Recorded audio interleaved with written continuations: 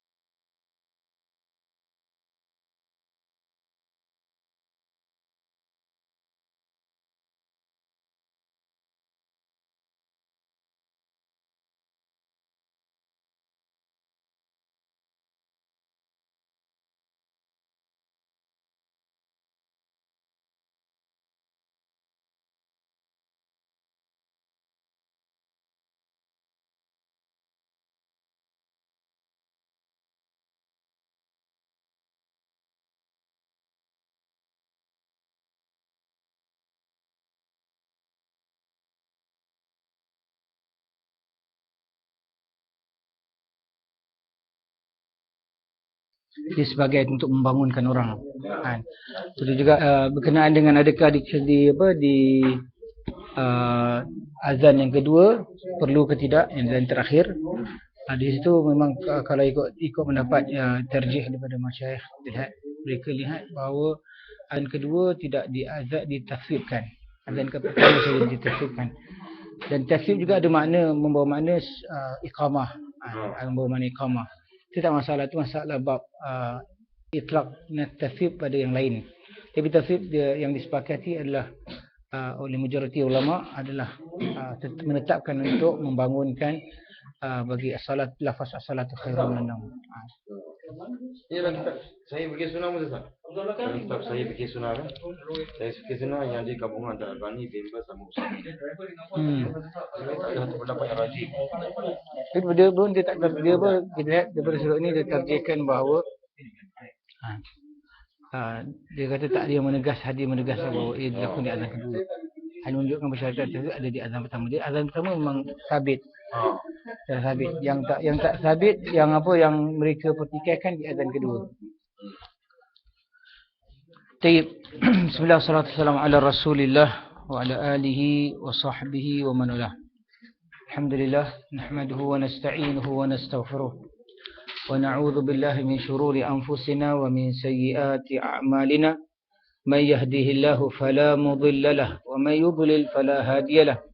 وأشهد أن لا إله إلا الله وحده لا شريك له وأشهد أن محمدا عبده ورسوله اللهم صل وسلم على عبدك ورسولك محمد وعلى آله وصحبه ومن تبعهم بإحسان إلى يوم الدين ما بعد. Alhamdulillah, pertama kita mengucapkan syukuran kita ke atas nikmat yang telah Allah kurniakan kepada kita. Dan tidak ada lagi nikmat yang besar daripada nikmat diberikan taufik untuk kita bermuzakarah ilmu agama. Dan kita kita duduk dalam raudhah min riyadhil jannah. Dan kita berada dalam keadaan yang kita katakan diinginkan dan diiri hatikan oleh kita lihat para mereka yang tidak berada dalam kalangan umat Nabi Muhammad sallallahu alaihi wasallam. Jadi dengan itu keberadaan kita dalam majlis ilmu adalah merupakan taufik dan hidayah Allah, kerana beradanya kita dalam majlis yang mana harta pusaka Rasulullah sallallahu alaihi wasallam dibahagi-bahagikan. Jadi dengan itu perlulah kita merasakan keberadaan kita dalam majlis-majlis ilmu adalah keberadaan yang memanfaatkan dan tidak merugikan, insya-Allah. Jadi itu kita teruskan pengajian kita. Kita dah sampai kepada hadis Uthman ibn Abil As, muka surat 333 333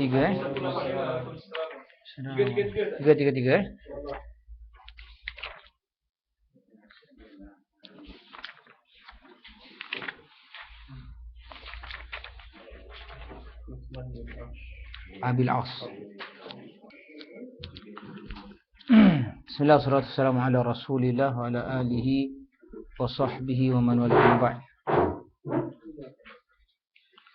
Qala al-musannif rahimahullah ta'ala fi kitabih Subulus Salam wa an Uthman bin Abil As radhiyallahu anhu qala ya Rasulullah ij'alni imama qaumi qala anta imamuhum waqtadi bi ad'afihim wattakhidh mu'adhdhinan la ya'khudhu ala adhanihi ajra. Akhrajahu al-khamsa wa hassanahu at-Tirmidzi wa sahahahu al-Hakim. Daripada Uthman ibn Abil As berkata, wahai Rasulullah, ya Rasulullah, jadikanlah aku sebagai imam untuk kaumku. Beliau bersabda, kamu imam untuk kaummu. Pertimbangkanlah orang yang paling lemah di antara kamu.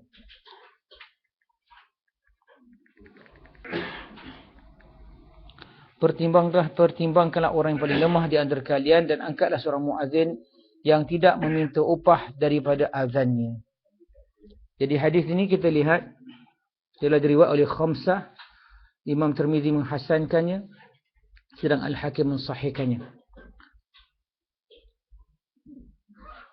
Perawi atau biografi perawi Uthman bin Abil As adalah Abu Abdullah Uthman bin Abil As bin Bashar Al-Thaqafi. Rasulullah SAW memperkerjakannya di Taif. Dia tetap berada di sana selama kehidupan Rasulullah SAW. Masa Khalifah Abu Bakar dan 2 tahun pada masa Khalifah Umar, kemudian Umar memutasikannya ke Oman dan Bahrain. Ini menukarkan tempat kerjaan di Oman dan Bahrain. Dia termasuk orang-orang Thaqif yang bertamu kepada Rasulullah SAW saat itu ia berumur 27 tahun sebagai anggota termuda. Ketika Rasulullah SAW orang-orang Thaqif berniat untuk keluar daripada agama Islam, maka Uthman bin Abil As berkata kepada mereka, wahai penduduk Thaqif, kalian adalah orang terakhir memeluk agama Islam dan janganlah kalian menjadi orang pertama keluar dari Islam. Mereka pun mengurungkan niatnya bila wafat di Basrah tahun 51 Hijrah. Jadi kita lihat Uthman bin Abil As adalah seorang sahabat yang kalau kita lihat telah ista'malahu atau Nabi SAW telah menjadi atau mengerjakannya, atau kita katakan memperkerjakannya. Apabila kita kata memperkerjakannya, di sini membawa makna yang pelbagai, iaitu Nabi SAW menjadikannya sebagai memperkerjakan atau mengerjakannya di mana di daerah, misalnya sebagai wali, sebagai amil, sebagai apa yang kita lihat kerja-kerja yang telah dituntut, yang Nabi SAW lantik kepada pengurusan ataupun negara dan juga wilayah tertentu. Kemudian kita kalau lihat kepada hadis ini telah diriwayat oleh khamsah, yang riwayat perawi 5, dan telah disahihkan oleh Tirmizi dan telah dihasankan oleh Tirmizi dan disahihkan pula oleh Al-Hakim. Penjelasan kalimat, wahai Rasulullah, jadikanlah aku sebagai imam untuk kaumku. Beliau bersabda, kamu imam untuk kaummu, pertimbangkanlah orang yang paling lemah di antara kalian. Maksudnya agar menjadi orang-orang yang lemah, baik kerana sakit atau tua, sebagai standar, mana sebagai tahap minima yang dia harus memerhatikan, memastikan. Maknanya kita tahu dasar ini balik kepada dasar Islam. Dasar Islam mengatakan bahawa Nabi SAW ada hadis, ad-da'if amiru rakbi. Orang yang lemah ialah yang ketua bagi satu pergerakan atau perjalanan.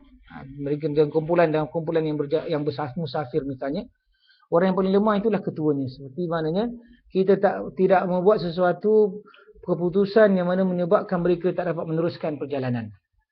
Sebagaimana kita lihat dalam perjalanan, dalam safar, begitu juga dalam hadar, dalam semua urusan kita kalau kita ada dalam urusan kemasyarakatan, dalam urusan kita lakukan dengan berjemaah, maka perlulah diperhatikan golongan yang lebih rendah, lebih lemah daripada kita. Maka itulah salah satu daripada kita katakan daripada hadis ini menunjukkan kepada kita dasar yang kita dah datangkan, ad-dha'if amir rakbi adalah dasar yang kokoh.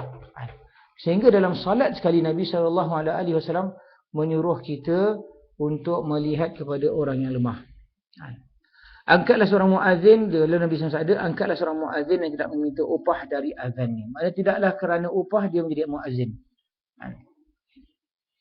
Tafsir hadis ini menunjukkan diperbolehkan meminta posisi imam atau pemimpin dalam kebaikan. Dan hal ini telah disebut dalam ayat yang menjelaskan sifat-sifat hamba. Wa ja'alna lil muttaqina imama. Dan jadi kami imam bagi orang-orang yang bertakwa. Tapi kita telah dengar daripada hadis Nabi SAW, seorang sahabat meminta untuk jadikan wali pada satu tempat, mana governor bagi satu tempat. Lalu dalam waktu tersebut Nabi SAW mengatakan kepada la tatlubul imarata fa innaha an-nadamata yaumal qiyamah. Jangan kamu menuntut untuk menjadi ketua, menjadi governor atau ketua, kerana ianya adalah merupakan penyesalan di hari kiamat. Jadi kita katakan bahawa Nabi SAW memberikan pengajaran kepada kita bahawa dasar meminta sebenarnya menjadi ketua ada dia punya persyaratannya. Ada dia punya dasarnya. Dasarnya perlulah kita lihat, tidaklah kalau kita lihat daripada dalil-dalil ini, menunjukkan kita harus jamakkan dalil. Jangan mengambil aja dalil yang mengatakan boleh. Jangan juga mengambil menghalang tak boleh misalnya. Kerana apa? Kerana di situ ada keadaan yang Nabi benarkan dan ada keadaan Nabi halang atau Nabi sesama memberikan teguran kepada sahabat yang meminta akan untuk dijadikan ketua. Permohonan jabatan di sini tidak termasuk ambisi untuk menjadi pemimpin yang hukumnya makruh. Jadi kalau kita kata masuk tak kategori pemimpin. Kalau pemimpin lebih besar lagi lah kita kata. Jadi dengan itu sebagian melihat bahawa pemimpin tak boleh makruh hukumnya. Tapi kalau jabatan-jabatan boleh. Tapi sebenarnya sama, kalau kita lihat hukumnya sama. Kerana setiap daripada sesuatu jabatan kita mengetuainya, mengepalainya, tetap dia punya tanggungjawabnya adalah sama. Maknanya kita tetap harus memikul tanggungjawab keseluruhan yang telah kita ambil. Kerana dengan kita mendapatkan menjadi pemimpin bagi satu negara, atau sebelum itu lagi kita menjadi pemimpin kepada sesuatu kumpulan manusia, maka kalaulah tidak kita mantap dalam pengurusan tersebut dan tidak kita laksanakan amanahnya, sama juga seperti kita kalaulah tidak lakukannya dalam keadaan konteks yang lebih besar atau lebih kecil daripadanya. Ambisi untuk mendapatkan, mana cita-cita lah untuk mendapatkan jabatan kepimpinan yang hukumnya maka adalah jabatan yang bersifat keduniaan. Orang yang bercita-cita seperti itu sedaya tidak perlu ditolong dan tidak perlu untuk dikabulkan permintaannya sebagaimana yang akan kami terangkan mendatang. Jadi kita kata dalam masalah ini perlulah kita lihat keadaan seseorang juga. Imam salat hendaknya memperhatikan kondisi makmumnya, lalu menjadikan orang yang paling lemah sebagai standar atau sebagai ukutara dan meringankan salat kerananya. Jadi kalau kita lihat, sebab tu kita lihat Muaz pernah melakukan salat apabila beliau ke Quba. Kita tahu Muaz lepas saja salat bersama Nabi SAW balik ke kampungnya ke Quba untuk solatkan jemaah. Lalu satu ketika dalam solat maghribnya dia terlalu lama dalam solatnya sehingga seorang daripada jemaahnya keluar daripadanya kerana dah kepenatan dan dia pun terlalu penat sehingga dia keluar. Jadi dengan itu lalu Muaz mengatakan seolah-olah orangnya seperti orang munafik sebagainya. Lalu Nabi apabila berlaku perbalahan ini, Nabi SAW lalu memarahkan kepada Muaz dengan mengatakan affattanu anta ya Muaz, affattanu anta ya Muaz. Adakah kau ingin jadi seorang yang sangat menimbulkan fitnah wahai Muaz? Jadi dengan itu kalau kita lihat daripada lafaz ini menunjukkan Nabi SAW memarah. Di sini juga konteks ini juga kita keluarkan bahawa Nabi SAW pada banyak keadaan yang lembut. Jadi ada ketikanya dia keras. Dan ini menunjukkan inilah uslub dakwah sebenarnya. Harus digabungkan, disulamkan dengan kedua-duanya. Di mana perlu ada di situ uslub yang kita lihat. Uslub memikat hatinya. Dan kadang-kadang perlu uslub yang memberikan ancaman atau memberikan rasa takut kepada orang yang mungkin melakukan satu kesilapan yang mana kalau kita lihat kalau tanpa melakukan ini mungkin tidak dapat menyedarkannya, menginsafkannya. Nah, jadi kita kata hal itulah kita dapati. Hal ini akan dibahas di sebuah dalam bab imam salat. Hendaknya orang yang tersebut mengangkat seorang muazzin untuk menyeru orang-orang agar menghadiri salat. Dan di antara kriteria muazzin tersebut ialah orang yang tidak mengharap upah dari azannya. Dengan demikian orang yang meminta upah atas azannya tidak layak untuk diangkat sebagai muazzin. Jadi kalau orang yang nak upah minta jadi kerja muazzin, lalu lepas tu hendakkan bayaran, kita kata lebih baik tidak payah ambillah orang ni. Kerana apa? Kerana dia tujuan utamanya adalah upahan. Kerana masalah azan ini adalah amanah. Masalah azan ini adalah amanah. Kalaulah dasar amanah ini, dorongan amanah ini lebih kurang daripada dorongan dunianya. Waalaikumsalam warahmatullahi wabarakatuh. Kalaulah dorongan keduniaannya lebih besar daripada dorongan amanah, memikul amanah, kita akan dapati bahawa dia tidak akan dapat melaksanakan tugasnya dengan baik. Apakah ia boleh menerima upah? Mazhab Imam Syafi'i membolehkannya walaupun ia menganggap hal tersebut hukumnya makruh. Sedangkan mazhab Al-Hanafi mengharamkannya berdasarkan hadis ini. Saya kata di atas tidak mengharamkan, ada yang mengatakan boleh mengambil jika ia memang ditugas sebagai muazzin tetap, dengan begitu tidak mengambil upah dari azannya, tetapi mengambil upah dari jabatannya. Jadi kita kata kalau sebenarnya kalau kita ikutkan tidak adalah masalah kalaulah upah itu dan memang diperuntukkan untuk apa? Untuk muazzin yang kekal tetap. Kerana kalau mereka dia hanya azan dan sebagainya, sudah tentu dia akan disibukkan untuk menjaga akan waktu salat. Maka dengan itu, maka kerja-kerja lain mungkin dia akan pisang. Sebab itu dah diperuntukkan baginya akan bilangan ataupun akan upah yang tertentu supaya tidaklah dia supaya dapat menutup akan keperluan-keperluannya.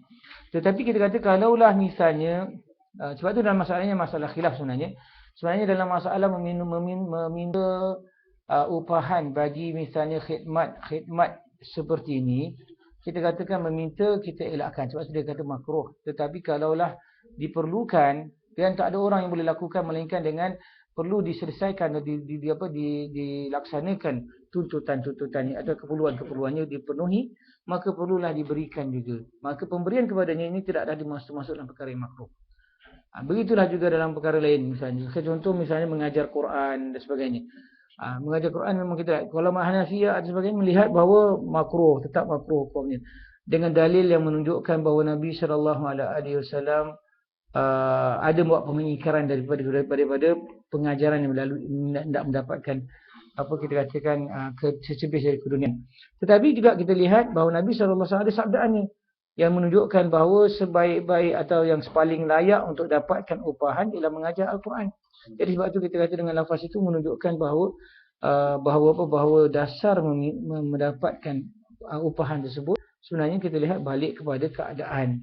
Dan sebenarnya umum dasarnya adalah dasar bolehlah kalau kita katakan dari sudut dalil tadi. Cuma kalau kita kata orang yang apa misalnya sebab itu sebagian ulama apabila benda yang kita asalnya boleh kalau dijadikan sebagai matlamat utama dimakruhkan. Sebagai contoh misalnya bekam. Kalau kita lihat dasarnya boleh tak beri upahan pada untuk membekam, itu boleh, tak masalah. Tapi kalau dijadikan untuk Syekh Kabir, anak dulu bekam juga, anak bekam orang juga. Jadi maksudnya apa? Poinnya ialah apabila kita katakan bahawa kita sebenarnya ada lafaz Nabi SAW mengatakan bahawa kasbul khabith, maknanya pendapatan yang agak khabith, mana yang buruk, jelek itu ada daripada pembekaman juga. Jadi kalau dijadikan maksud utama untuk bekam ialah pembekaman ini sebagai income, kita kata tak sesuai. Cari lain dari sumber income dia.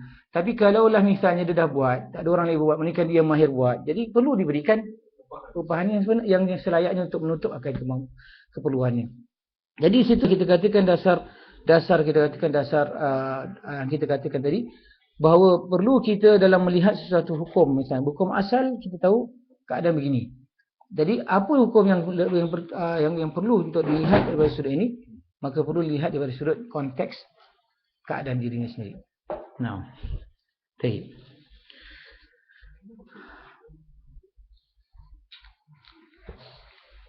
Begitulah kita katakan dalam masalah-masalah yang lain juga seperti ini.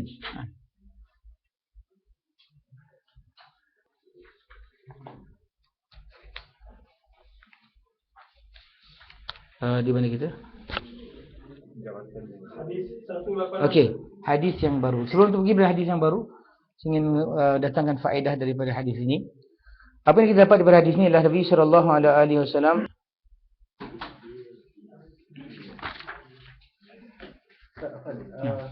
adakah itu sama juga dengan imam yang mendapat upahan? Itu sama juga. Itu juga kita kata imam yang apa kita kata jadi imam, kita kata asal sebaik kita lakukan ketaatan itu tidak diupah. Kerana ketaatan atau ibadah itu tidak diupah. Pertama, itu dasar juga. Seperti mana kita lihat ulama mengatakan bahawa ibadah tidak bolehlah dibayar. Jadi kedua kita katakan daripada sudut yang tadi yang lain pula kita katakan bahawa tapi kalau kita lihat orang yang menjadi muazzin kalaulah tidak dapatkan apa bayaran ataupun allowance yang mana mencukupkan akan keperluannya akan menyebabkan nanti kita lihat kerja muazzannya itu tidak akan kita laksanakan sempurna. Dia akan ada ketika dia perlu sebenarnya dia pergi cari balik terlambat azannya lambat ikut imam dah tak ada. Jadi macam-macam keadaan kita boleh berlaku. Sebab itulah kita katakan hikmah daripadanya adalah untuk diperuntukkan bagi mereka. Sebab tu imam ratib ni kita tak pertikaikan tentang bayaran begini. Imam ratib daripada negara ataupun jabatan tertentu yang mereka memperuntukkan orang tersebut. Yang masalahnya apabila kita lihat kalau imam-imam yang volunteer ini, kita kata yang volunteer ni, maka dalam masalah itu kita haraplah bahawa dasar awal bukanlah dorongan keuangan ni. Kerana dia lebih kepada apa? Kepada tatawuk. Tatawuk tu siapa yang nak volunteer, maknanya dia atas lakukan ihsan.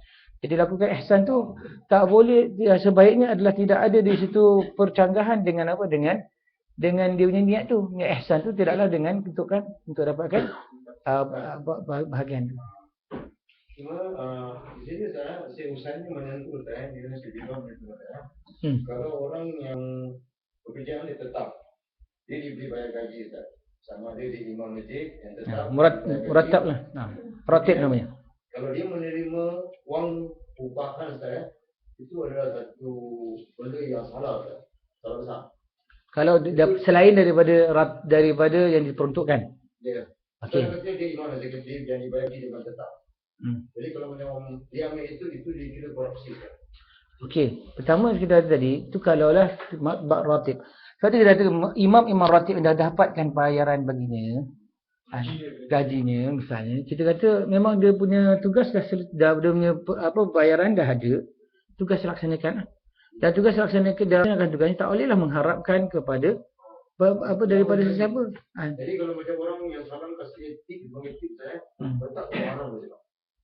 Tak boleh menerima itu. Kecuali kalau yang sambilan tu, yes. Yang sambilan kita tak ada ihsan pada ihsan tak ada masalah, tapi masalahnya apabila dia dah ada tugas orang ini kami berhenti di merangkumi seluruh pekerjaan yang dibayar dengan tetap dimajikan tidak boleh menerima tips. Okey, berkenaan dengan ini tadi kita bincang. Ada kita bincang tentangnya. Pasal saya di Woodlands saya pernah datang. Bincangkan sikit. Ada saya rasa. Okey. Kalau dia dibayar majikan dia tak boleh menerima walaupun satu sen. Kalau dia menerima satu sen. Apa dia? Sedekah. Dia macam ini tau. Kita kata kalau seseorang macam kita kata dasar balik, kita harus balik kepada dasar rasuah. Apa rasuah tu?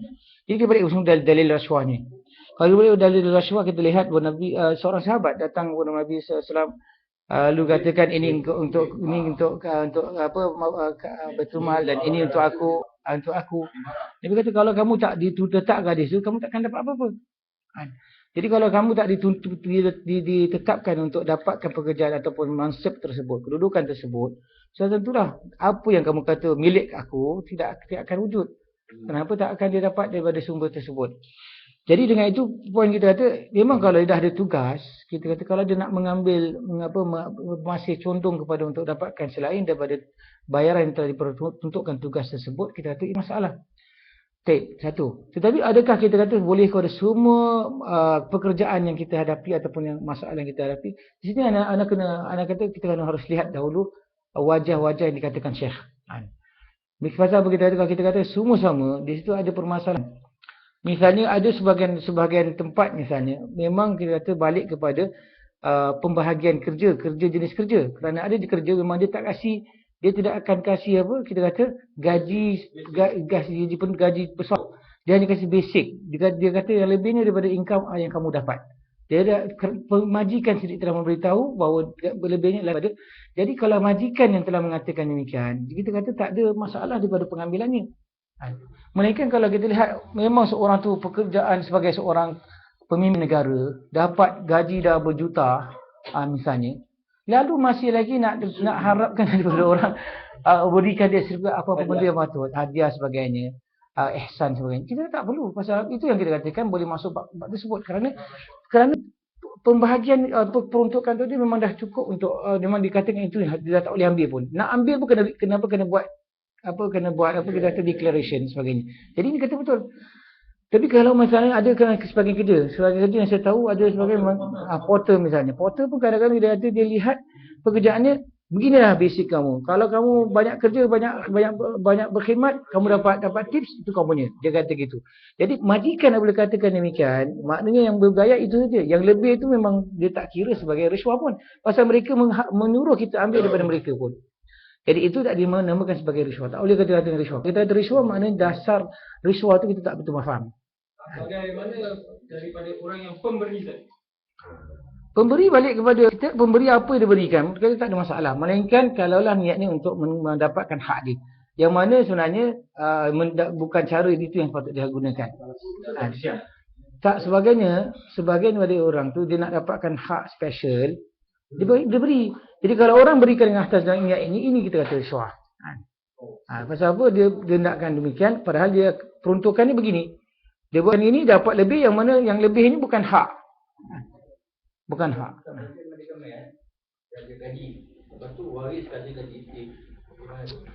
Majikan dia majikan. Balik pada majikan. Majikan kata bermaksud kalau orang kasih tips. Dia kata macam waris lah yang punya. Ya, waris cakap apa tentang dapat tips? Dia kasih sifat, dia kasih dalam tarik lah. Tapi maksudnya waris. Waris kan? Siapa bukan waris, maksud saya majikan. Tapi majikan tahu tak dapat barang tu? Tahu kan? Jadi majikan kasih. Tak masalah. Jadi balik kepada majikan sekarang kita lihat. Majikan melihat demikian. Berdasar ni. Dasar si usaha macam ni. Dia sudah dibayar tetap oleh majikan dia. Okay, sekarang yang masalah yang tadi tu, saya betul agree dengan awak. Itu kalau saya dah kata awak dah gaji begini okey dah. Tak ada pasal tak cakap lagi. Lalu dia cari gaji lain daripada yang itu. Kenapa tak? Si usaha mengatakan dia untuk menutup pintu-pintu. Itu pintu satu zariah lah. Satu zariah. Dia fikir akan timbul dalam seseorang ni bila dia kasih tip special sikit lah servis dia. Tak kasih tip dia tak nak supaya pintu ni pintu tutup. Tapi itu balik kepada apa pemberian itu bila dah beri baru dapat khidmat. Tapi kalau dah dapat khidmat, dah lepas khidmat dapat benda tersebut, macam mana pula? Satu. Okey. Jadi kalau kita kata itu dasar dorongannya, maka bagaimana pula kalau dah buat sesuatu baru dapat dunia bahagian. Tak ada kesan, tak ada special lagi kan? Dah dapat semua pada mana yang patut. Kedua kita katakan tadi bahawa apabila kita kata benda yang saddu dzari'ah, dia asalnya tak haram. Asalnya tak haram. Tapi jadi kita kata saddu dzari'ah, tengok keadaan lah. Tempat mana yang kita lihat atau keadaan mana. Macam tadi tu keadaannya saddu dzari'ah memang. Pasal kalau kita berikan awal, dia baru dikasih khidmat special, maka kita kata tak, itu yang kita akan dapat datangkan kita kata riswah ni betul. Kerana saddu dzari'ah. Tapi kalau lah misalnya dah kasih semua, kalau dah selesai semua, kita nak kasih atas ihsan. Dia memang tak ada apa pun ikatan kita dengan dia lagi. Jadi adakah kita kata bahawa itu dinamakan sebagai riswah? Kita tu kena lihat dasarnya tak nampak. Dasar riswah tu sendiri. Kalau orang kali mengamalkan macam ini. Jadi petugas ni kalau dia mengharapkan selain daripada income tetap yang dia dapat tu, kalau kita main lah, dia akan dapat lebih lagi. Okey. Betul dia kata tadi itu dinamakan, itu yang daripada sudut dikatakan sad dan dzari'ah. Apa dia? Dia mengharapkan yang orang kasih. Saya mengatakan apabila dia menerima benda tu dia kena pulangkan balik. Baik. Kalau pulangkan balik. Dan ini dipraktiskan oleh kebanyakan kampung besar di Singapura. Dia terus tutup di televisyen. Itu kata. Betul. Kita kata memang itu dia. Bukan pintu je. Bahkan di kerajaan kita lihat gitu. Makna tutup. Pasal apa? Kalau dibuka, dia akan ada macam-macam channel yang mana nampak okey, dia ada oleh. Tapi kita kata sebab tu kita tu masalah nak ta'thim sekarang. Masalah kita nak berikan katakan bahawa orang tu berdosa. Misal orang ihsan ke atas seseorang atas perkara yang demikian dia ihsan kepada orang tersebut. Adakah sama seperti orang yang memang nak dapatkan hak lebihan daripada edukasi? Kita tak sama. Sebab tu dalam masalah ini kita harus perincikan surut. Kalau kita nak tutup jalan, memang boleh tutup.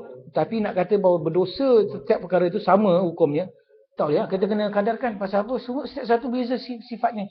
Dan sifat yang tak riswah hakikatan, tak boleh kita kata riswah hakikatan. Tapi kalau yang membawa muaddat ila riswah, itulah pintunya kita kata. Tapi kita kata itu yang kita kata apabila ditutup, jadilah haram.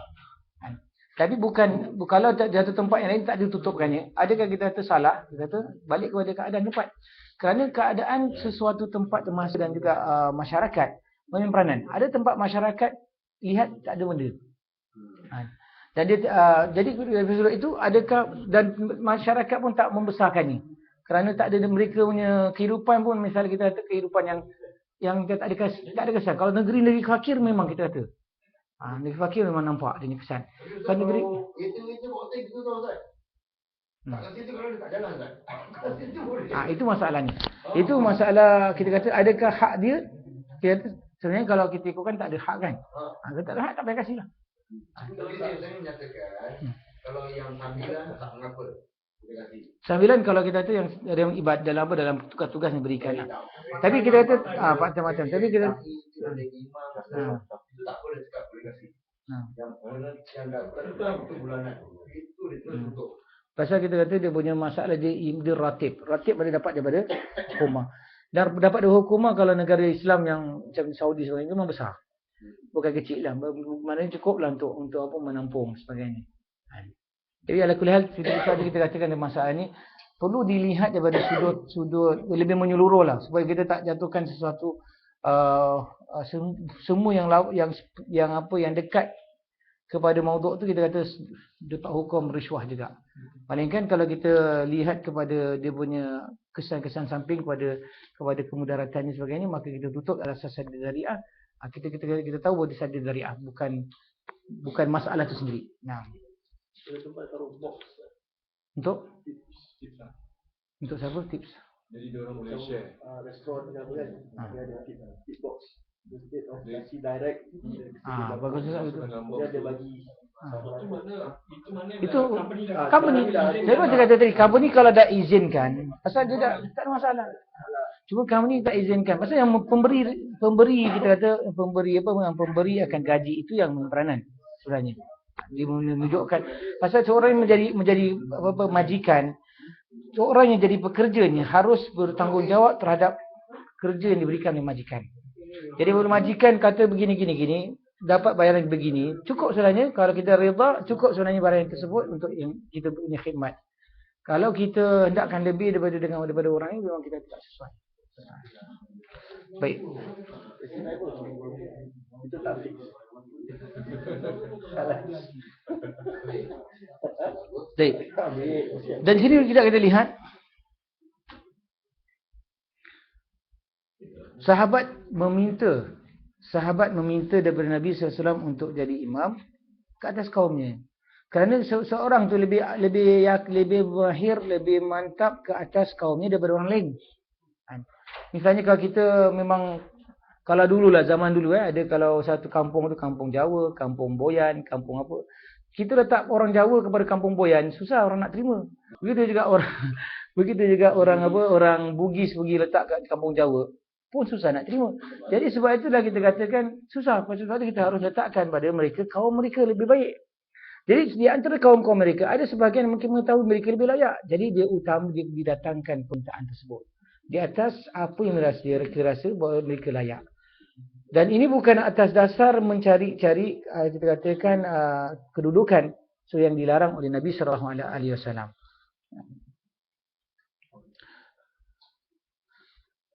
Dan menunjukkan bahawa ini adalah bukanlah permintaan kepada mendapat menjadi wali misalnya, menjadi sultan dan sebagainya. Yang mana maksudnya adalah untuk jadi lebih utama daripada atau lebih tinggi daripada orang lain. Kalau maksud jadi lebih tinggi dari orang lain, nak mengkomunikasi nak sebagainya, kita kata ini memang larangan. Kerana dia punya masalah ialah masalah kita kata tanggungjawabnya. Dan apabila rentetan daripada perbuatan itu membawa kepada lebih besar lagi. Nah.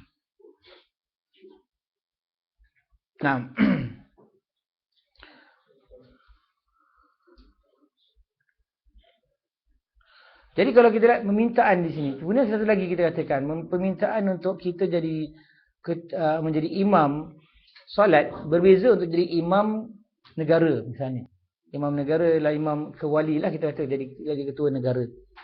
Kerana pertama kita katakan imam solat ini kita inginkan daripadanya mendapatkan pahala, mendapatkan ganjaran, mendapatkan kelebihan. Tetapi yang itu lebih kepada kita katakan permintaannya lebih kepada permintaan untuk menjadi lebih kuasa kepada orang, lebih mulia, lebih apa sebagainya. Jadi dengan itulah dia punya kesannya lebih berat daripada kesan menjadi imam salat. Tapi kalau niat orang yang ingin imam solat itu seperti itu juga, tak boleh lah. Kerana dia imam ni dapat berjumpa dengan orang ramai, dapat berinteraksi, dapat networking, bagus sebagainya. Jadi kita kata, tak boleh lah. Kalau kerana niat bagi demikian, kita sama hukumnya seperti hukum niat mendapatkan selain daripada ini. Begitu juga kita lihat daripada sudut ini juga dapat kita keluarkan bahawa seseorang itu lebih mengetahui keadaan dirinya daripada kemampuannya, daripada kekuatannya, daripada sudut sesuatu amalan. Jadi daripada orang lain. Jadi kalaulah kita nak harapkan semua orang ke depan baru kita nak pilih, kadang-kadang kita nak harapkan bahawa imam ataupun seseorang memilih, kadang-kadang tak terselah daripada penglihatan orang tersebut kemampuan seseorang yang lain. Jadi perlulah misalnya ada orang tu yang mempunyai kemahiran-kemahiran tertentu melahirkan kemampuannya atau menunjukkan akan kemampuan dia. Sebab itu dalam kita kalau kita lihat daripada sudut, hatta dalam kita interview pun kadang kita tak nampak kemampuan seseorang. Apabila kita interview kalau secara khusus. Tapi kalau kita interview lalu kita minta dia sendiri melahirkan apa yang kemampuan dia sebagainya, kita kena ada lagi kemahiran-kemahiran yang kita tak terfikir yang bagi bagus untuk kita.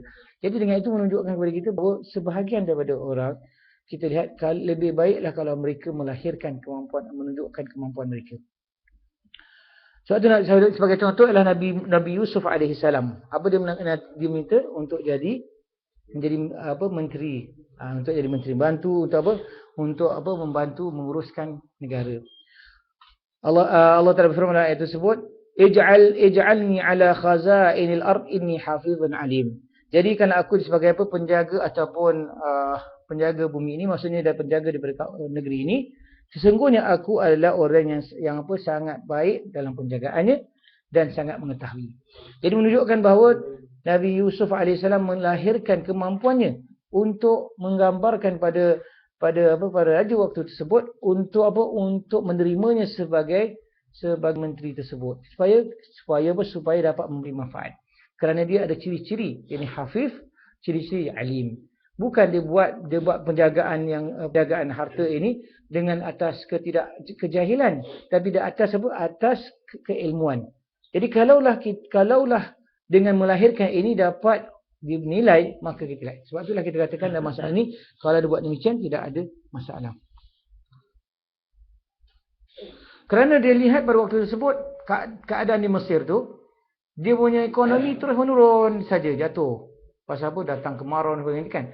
Jadi apabila dia mengatakan demikian, menunjukkan dia mempunyai kemahiran untuk menjaga ekonomi tersebut dan juga dia lebih mengetahui dalam apa dia buat. Jadi kita kata di situlah kita katakan maka dia melihat bahawa diri mempunyai kekuatan, keupayaan dan untuk kemampuan untuk mengubah dan juga untuk memeliharanya. Jadi dengan itu maka permintaannya ini adalah permintaan yang baik, yang mulia lah. Bukan permintaan yang mazmum yang dicela.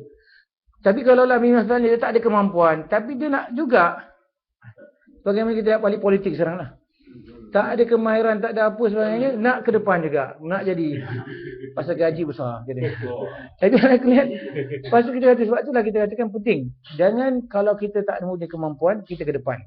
Dan kalau ke depan kita itu, pastikan kita memang dapat melaksanakan tanggungjawab tersebut. Kerana ianya adalah amanah. Fa innahu la amanah wa innahu la nadamat wa innahu la nadamat yaumil qiyamah. Wa innaha la nadamat yaumil qiyamah. Janganlah kamu menuntut akan wilayah menjadi ketua, kerana dia adalah amanah dan dia akan menyebabkan penyesalan pada hari kiamat. Jadi penyesalan pada hari kiamat kenapa? Kerana tak laksanakan amanah. Wa idza wusida al-amru ila ghairi ahliha fantazir sa'ah. Sekiranya disandarkan sesuatu perkara bukan ahlinya, maka tunggulah akan hari kiamat. Maka di sini menunjukkan kepada kita bahawa nak menjadi sebab tu ulama dalam masalah alim atau sebagainya kan, ulama dalam sudut ke depan misalnya, jangan ke depan dulu mereka kata. Sebab apa? Kerana perlu mempersiapkan diri. Sebab tu tawazawwadu qabla an tasu'du. Dapatlah bekalan yang mencukupi sebelum kamu menjadi tuan, mendapat ketuanan. Maksudnya ketuanan mana? Jadi kamu dah ke depan, orang terus orang semua balik rujuk kepada kamu semua. Nanti kalau kamu tak ada bekalan yang cukup, nanti masalah pula. Macam nak kasih? Dah tak ada, dah habis pocik. Dah habis kocek dia, dah habis dia punya maklumat, dia keluar daripada kocek dia. Pasal apa dah tak ada lagi. Dia Sekarang review banyak dia. Ustaz, semua merebut-rebut jawatan imam bila Sebab tu kita kata. Tapi kita kata, umumnya kita katakan bahawa penting mengambil perhatian bahawa ini semua adalah amanah. Terutama bila misalnya sebagai contoh amalan-amalan yang dilaksanakan itu pula yang tidak dianjurkan oleh Allah misalnya. Misalnya amalan solat dilakukan bukan tidak solat maknanya tak dapat laksanakan solat atau mengajar pada masyarakat solat yang telah Nabi sallallahu alaihi wasallam suruh kita solat sebagaimana Nabi sallallahu alaihi wasallam sallu kama raaitumuni usalli. Solatlah kamu sebagaimana kamu melihat aku solat. Dan solat ini juga perlu kita pastikan bahawa ini pasal dia merupakan perkara yang besar, perkara yang utama, yang unggul, maka perlulah diberikan keprihatinan yang unggul. Sebab tu kalau kita lihat tanggungjawab seorang imam sebenarnya besar. Di samping dia mengajar, dia menunjuk ajar, dia harus memastikan bahawa solat ni itu menyerupai solat Rasul. Dia harus memastikan juga bahawa solat jemaahnya itu merupakan solat Rasulullah. Kerana itulah solat yang sebaiknya. Sebab tu dalam imam ni memang kita tanggungjawab besar. Sebab tu dalam satu hadis Nabi sallallahu alaihi wasallam bahawa seorang yang imam yang diredai orang ramai serupanya kelebihan. Dia mendapat satu kelebihan di sisi Allah SWT serupanya kelebihan. Jadi penting kita kata dalam masalah ni kalau seseorang itu berusaha bagaimanakah dia dapat menjadi golongan imam-imam yang adil. Pertama, imam-imam yang kita kata dapat memberikan petunjuk ajar, kerana ini merupakan ilmu yang dimanfaatkan. Kerana apabila kita dapat mengajak orang kepada solat Nabi sallallahu alaihi wasallam, semua orang dapat laksanakan solat Nabi sallallahu alaihi wasallam, kita akan dapati bahawa mereka akan orang imam ini sendiri akan dapati bahawa dia punya amalan tidak terputus walaupun sampailah kematian dia, walaupun telah meninggal dunia. Dan di sini juga menunjukkan bagi kita bahawa kita haruslah meraihkan keadaan orang yang lemah dan yang tua dan yang uzur. Jangan menyusahkan mereka dengan solat yang panjang. Kita imam hafiz tau, bukan hafiz 1 juz, hafiz 30 juz. Takkan solatnya nak sikit-sikit. Jadi kita kalau cuba kalau boleh dapat dalam 2 bulan ni habis 1 juz, khatamkan ni. Jadi kalau sikit-sikit nanti bila nak habis? Jadi dengan itu kita kata mereka. Tapi sebenarnya kita katakan tidaklah disuruh kita baca Quran berurutan seperti itu dalam kita baca jadi imam sebagainya. Sebab itu sebagian ulama melarang kita kalau kita jadi imam solat subuh baca surah, lepas tu buat isyak, maghrib solat sambung surah tersebut sampai isyak, sambung lagi surah yang tak berhenti. Kita tu elakkan. Kenapa? Kerana itu takalluf. Nabi sallallahu alaihi wasallam Allah telah menyatakan kata walaqad yassarna Qur'ana lidzikr fa hal min dzakir. Nabi sallallahu alaihi wasallam kata Allah Taala firman faqra'u ma tayassara minal Qur'an. Bacalah apa yang termudah bagi kamu dari Al-Quran. Jadi kalau kita dapat baca kalau ada waktu yang panjang, kita bacalah yang panjang. Yang sikit kita baca yang sikit. Sebab tu kita kata itu dasar asal. Tapi kalau kita lihat pula dalam makmum ini pula mempunyai orang-orang yang lemah, orang yang sakit, orang yang tua, uzur sebagainya, maka perlulah kita berikan perhatian. Inilah kita harus jadikan utama. Kita kadarkan yang paling lemah daripada mereka, kita cepatkan solat kita. Jangan diharap, ni apa ni imam solat cepat nak. Dia tak belajar kat mana-mana.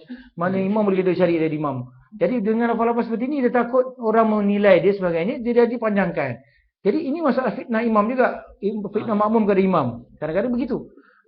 Jadi sebab tu kadang-kadang apabila aku nak laksana, sebab tu yang sepatutnya imam yang bijak, yang mahir, yang faham, ialah dia harus utamakan makmum dia, jemaah dia. Kalau dia nak solat malam-malam sebenarnya, walau bulan Ramadan dia nak panjangkan, okeylah.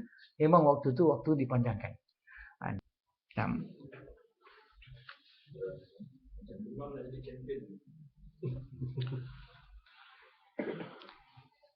Jadi dengan ini juga kita lihat memilih muazzin yang amanah penting. Yang tidak mementingkan melainkan keredaan Allah Subhanahu Wa Taala. Lebih daripada dia mengutamakan kepentingan dunianya atau kita kata secebis daripada keduniaan. Dan ini sebab itu kita katakan penting kerana ini kalau tidak ada, maka kalaulah misalnya disebabkan perkara yang tadi itu menyebabkan dia kadang tidak berterusan dalam melakukan amanah ini.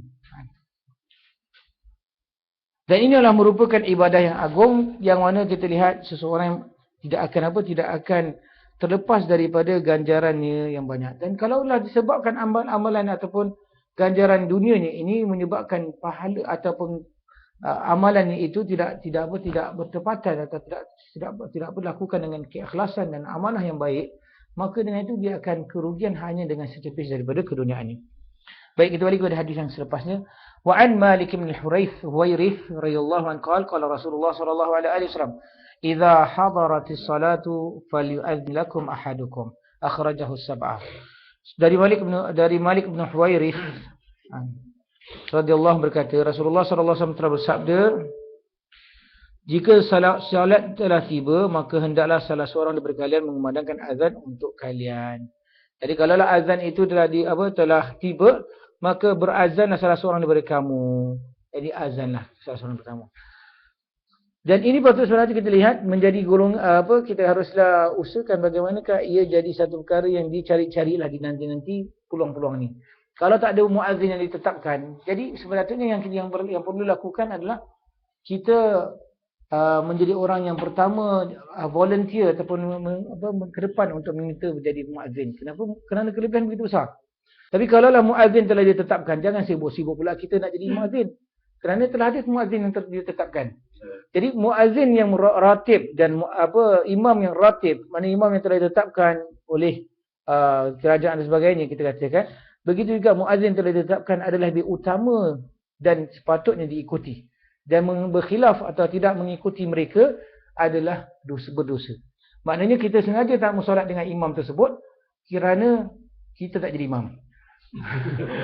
Ataupun kerana bacaannya gini dan sebagainya. Atau kerana sebab apa? Hatta sekalipun kita hujah, dia melakukan bid'ah misalnya. Tetap kita harus lakukan solat di belakangnya. Kenapa? Kerana dia ada imam ratib. Sebab tu dalam dasar Ahlus Sunnah wal Jamaah ialah solat di belakang fajir wal bar. Maksudnya kita daripada akidah Ahlus Sunnah wal Jamaah ialah kita solat di belakang seorang yang jahat atau yang jahat maksud fajir ialah orang yang lakukan kemaksiatan, yang ahli fasik. Begitu juga orang yang bar, yang melakukan kebaikan.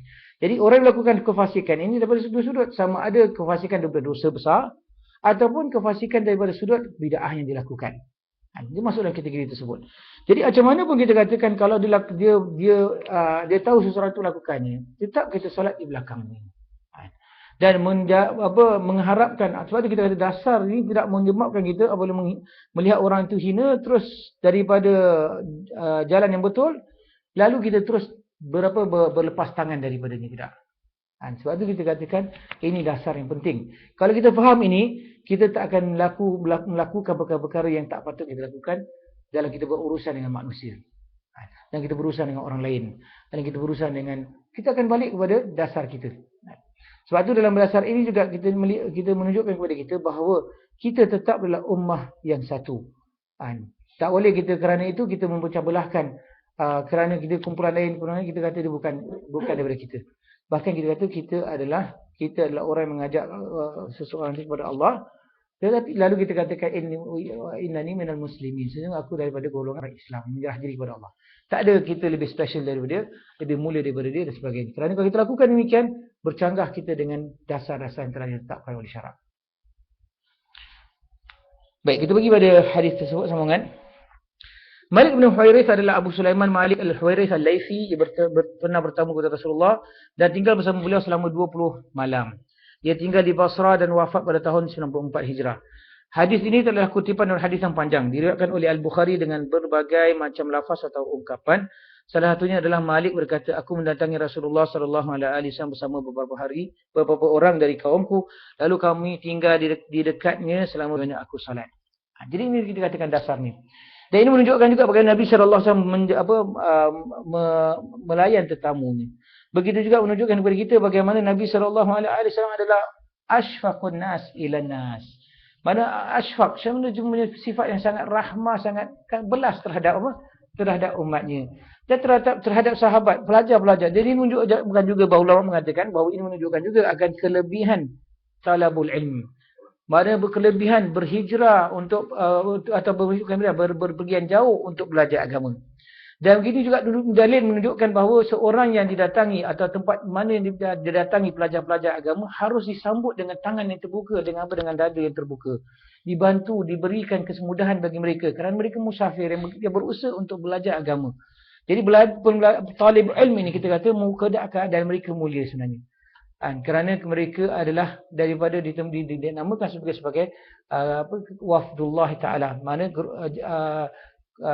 kita kata gerombolan Allah Ta'ala yang mana kita datang datang kepada kita. Delegasi Allah Ta'ala yang datang kepada kita.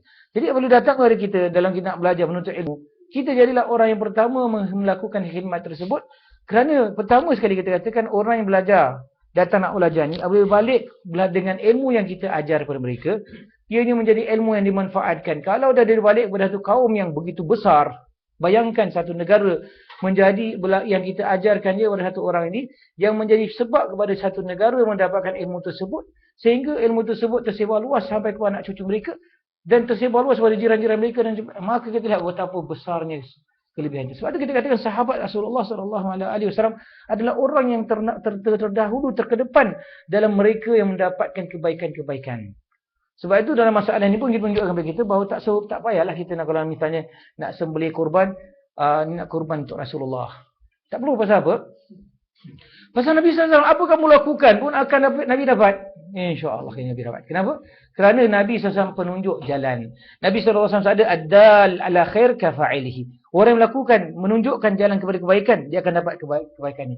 Nabi SAW ada man sanna sunnatan hasanatan falahu ajruha wa ajru man amila biha ila yaumil qiyamah. Barang siapa menunjukkan satu sunnah, satu jalan yang baik, maka baginya adalah pahala, ajruha, baginya adalah pahala melakukan amalan tersebut, dan ajru man amila biha, dan pahala bagi orang yang melakukannya sehingga ke hari kiamat. Man sanna sunnatan, sebaliknya barang siapa melakukan satu tunjuk ajar yang jahat, yang buruk, maka baginya adalah dosanya dosa orang yang melakukannya sehingga hari kiamat. Jadi menunjukkan kepada kita bahawa golongan-golongan inilah sebenarnya kita peluang. Kalau tak dapat jadikan ilmu, mudahkan mereka belajar. Cara mereka, dengan memudahkan mereka misalnya kesenangan, makan disediakan sebagainya. Maka sebab itulah kita lihat di beberapa negara yang masih wujud ini, kita lihat mereka memuliakan pelajar agama. Kalau ada dengar pelajar agama je, Masya Allah dikasih. Atau semua dikasih siapkan sebagainya. Ini menunjukkan bahawa inilah kepincangan. Kalau kita orang nak belajar pun, kita kena minta derma macam baru kasih. Itu pun susah nak kasih. Dia komen lagi. Ala kulli hal. Pasal apa ini menunjukkan apa? Menunjukkan kita lihat, sampai merayu-rayu kita lihat di surat khabar sebagainya kan. Untuk dapatkan. Pasal budaya kita. Budaya ni masalah belum lagi tercerna dalam masyarakat kita. Di mana kita berbesar hati ada pelajar-pelajar yang nak belajar agama. Berbesar hati, dan bahkan kita bukan itu. Bahkan kita yang buat sebaliknya mengkritik pula orang belajar agama. Ini semua belajar apa dunia apa agama ni macam mana nak makan nanti besar. Ada apa dah ini. Macam-macam dikatakan. Menghina atau merendahkan kedudukan mereka. Sedangkan asalnya adalah pentingannya begitu besar sekali. Tafsir inilah kutipan hadis yang panjang diriwayatkan oleh Al-Bukhari dengan berbagai macam lafaz kita terangkan tadi. Kemudian pada kesempatan ini Ibnu Hajar menukil sebahagian daripada hadis tersebut dengan mengambil bahagian yang dianggap mewakili perbahasan yang sedang dibahas. Iaitu anjuran untuk mengumandangkan azan yang merupakan dalil atas wajibnya hal tersebut. Hadis ini mengisyaratkan bahawa untuk menjadi seorang muadzin tidak memerlukan berbagai macam syarat selain imam berdasarkan ungkapan salah seorang daripada kalian. Mana dengan itu syarat untuk jadi muadzin lebih ringan daripada syarat jadi imam. Kerana syarat jadi imam lebih berat lagi. Lepas tu kalau kita lihat daripada lafaz tadi, bahawa idza hadara as-salat falyu'adzin lakum ahadukum. Tapi kalau lafaz untuk apa? Untuk solat pula, kenalah yang apa dalam lafaz tersebut mengatakan hendaklah orang yang lebih tua daripada kamu mengazankan menjadi imam. Jadi menunjukkan di sini bahawa pemilihan harus ada lebih lagi, kriteria lebih lagi daripada menjadi imam daripada kriteria menjadi muazzin. Tapi kelebihan macam mana? Di situ khilaf ulama. Ana lebih afdal. Muazzin ke imam? Tapi sini setiap daripada mereka mempunyai dalil, tapi kita yang sahihnya adalah kedua-duanya diperlukan. Dan imam adalah apa? Dalam konteksnya, muazzin dalam konteksnya. Daripada hadis ini kita dapat kita keluarkan bahawa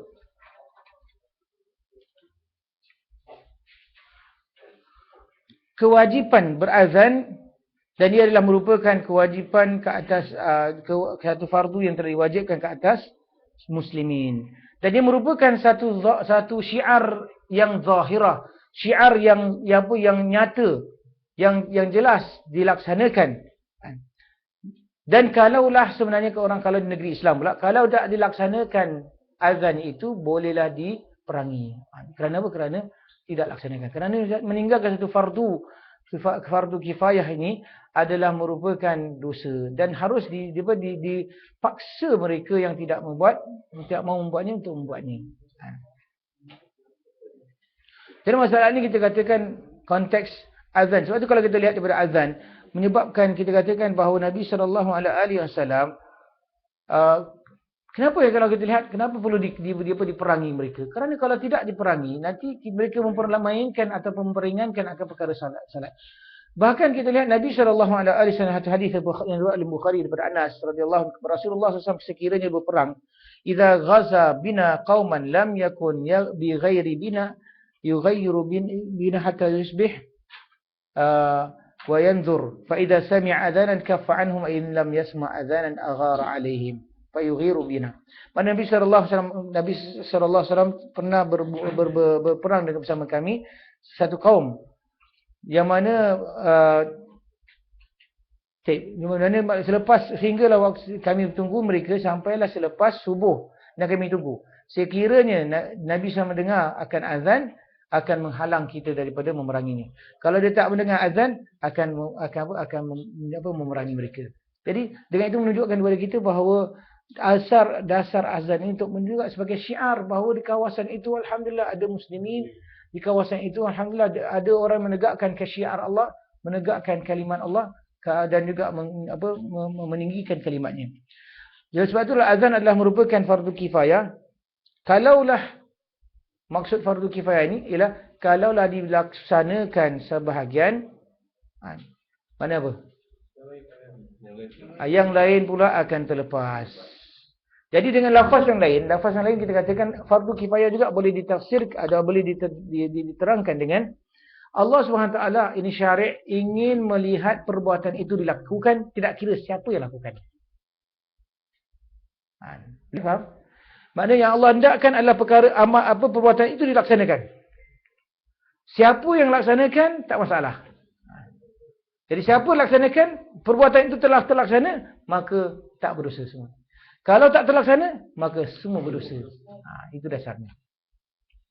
Jadi dengan itu kalau kita faham tentang fardu kifayah ini, maka kita katakan ini merupakan satu amalan yang atau syiar yang sangat-sangat penting. Walaupun kita azannya dia ada dikumandangkan, tapi yang datang 2 orang aja satu kampung. Macam mana? Imam Bilal aja. Atau imam aja kadang. Datang satu budak kecil misalnya, cucu dia. Jadi kita kata menunjukkan di sini boleh, kita kata at least ada bunyi azan ini tu. Kalau tidak satu kampung dia berdosa. Tapi masih lagi kita katakan salat jemaah tak dapat dilaksanakan, maka dosa salat jemaah lain pula. Jadi dosa tentang salat jemaah adakah perlu dilaksanakan, solat dilaksanakan secara berjemaah, kita tahu hukumnya khilafnya, dan kalau kita sentuh insya-Allah adalah baik juga kalau kita mampu tersentuh pada babnya insya-Allah. Jadi daripada surah ini juga menunjukkan kepada kita bahawa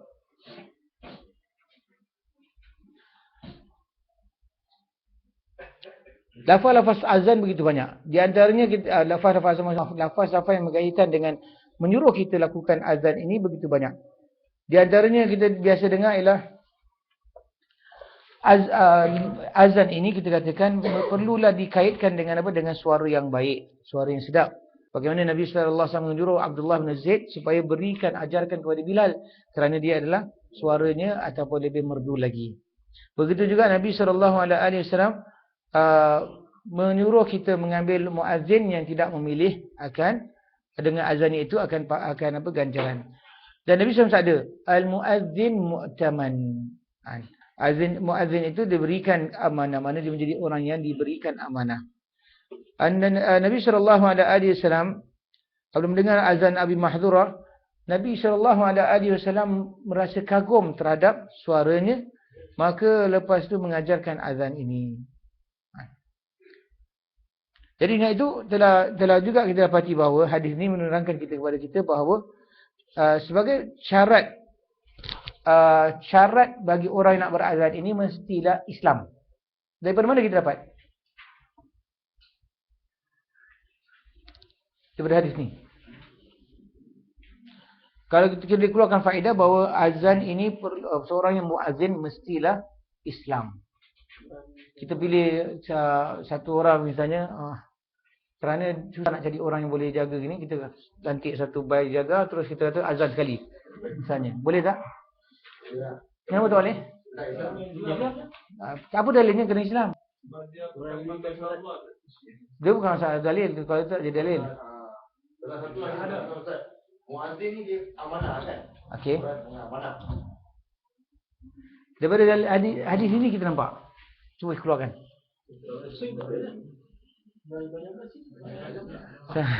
Saya kira contoh. Macam mana, boleh tak? Kalau tak boleh, apa dalilnya? Daripada mana dalil Islam? Perlu Islam. Tak, saya bukan tu. Kenapa awak kata azan ni mesti Islam? Dalilnya apa? Pada suruh solat baru. Okey, hadisnya apa? Okey, apa hadisnya? Jadi salah seorang diberikan falyu'adzin ahadukum falyu'adzin lakum ahadukum. Maka untuk berazan untuk kamu salah seorang daripada kamu. Kamu siapa? Kalau nak azan ni untuk kita lihat untuk siapa? Kalau waktu solat tiba, siapa yang lakukan solat? Dan tentu orang Islam. Maka hendaklah salah seorang daripada kamu merazan. Jadi salah seorang kamu menunjukkan bahawa tak boleh orang lain menaikkan orang Islam. Kita nampak ini poin. Jadi dalil ini menunjukkan bahawa cukup dia sebagai dalil bahawa ini orang Islam lah patut syaratnya. Kalau orang lain tak dapat. Jadi kita katakan juga dari ini daripada faedah juga kita dapati bahawa kewajipan kita meninggikan suara dalam azan. Kenapa? Kerana ianya merupakan pemakluman kepada manusia, orang ramai akan kemasukan waktu 6. Kemudian kita pergi kepada hadis yang selepasnya daripada hadis Abu Jabir. An Jabir radhiyallahu anhu anna Rasulullah sallallahu alaihi wasallam qala Bilal idza adzanta fatarassal fi adhanika wa idza aqamta fahdur wa ja'al baina adhanika wa iqamatika qadra ma yafrughu al-akil min aklihi rawahu al-Tirmizi wa dha'afahu. Dari Jabir radhiyallahu Rasulullah sallallahu alaihi wasallam bersabda kepada Bilal, jika engkau mengumandangkan azan maka panjangkan suaramu, dan jika engkau mengumandangkan iqamah maka percepatkanlah, dan buatlah jarak antara azan dan iqamahmu seukuran seorang yang makan boleh menyelesaikan makannya. Jadi kita katakan hadis ni tidak riwayat oleh Tirmizi, tapi hadis ni adalah dhaif. Jadi dhaif. Kalau dhaif kenapa nak belajar? Apa dasarnya? Apa dasarnya? Baru dasarnya. Kita akan lihat lagi. Sebab lepasnya pun dhaif juga. Selepas lagi pun dhaif juga. Jadi macam mana? Apa nak belajar? Mungkin dia sampai derajat ke hasan. Okey, kalau kita kata sampai darjah hasan, okey, misalnya ada sebahagian hadis yang kita katakan hadisnya adalah mudha'af. Mudha'afnya ada sebahagian ulama sahihkan, ada ulama dhaifkannya. Tapi sekarang kalau hadis tu semua ulama mendhaifkannya, tak ada ulama mensahihkannya dulu. Macam mana pula? Nak belajar? Dia punya riwayat dia ada yang cacat sikit atas. Tapi mantan dia okey lah. Okey, jadi kita kata dalam pembelajaran hadis, kadang-kadang kita boleh lihat kenapa ulama beristidlal juga mendatangkan juga dalil-dalil yang dhaif. Sedangkan dalil dhaif. Jadi di situ ada menunjukkan bahawa lafaznya juga ada bertepatan dengan maksud syarak. Walaupun dhaif, maka dengan apa maksud syarak, maka diterima sebagai faedah, Tapi tidaklah diterima sebagai hadis yang sahih, seperti hadis sahih. Tapi jangan itu, kalau kita lihat dalam banyak bab kita belajar, nanti kita akan lihat kenapa ulama masih lagi keluarkan dalil dhaif lagi. Tapi kerana kalau kita lihat daripada sudut dalil dhaif, kadang-kadang dhaif daripada sudut lafaz, tapi matanya sahih. Atau lafaz dan matanya, lafaznya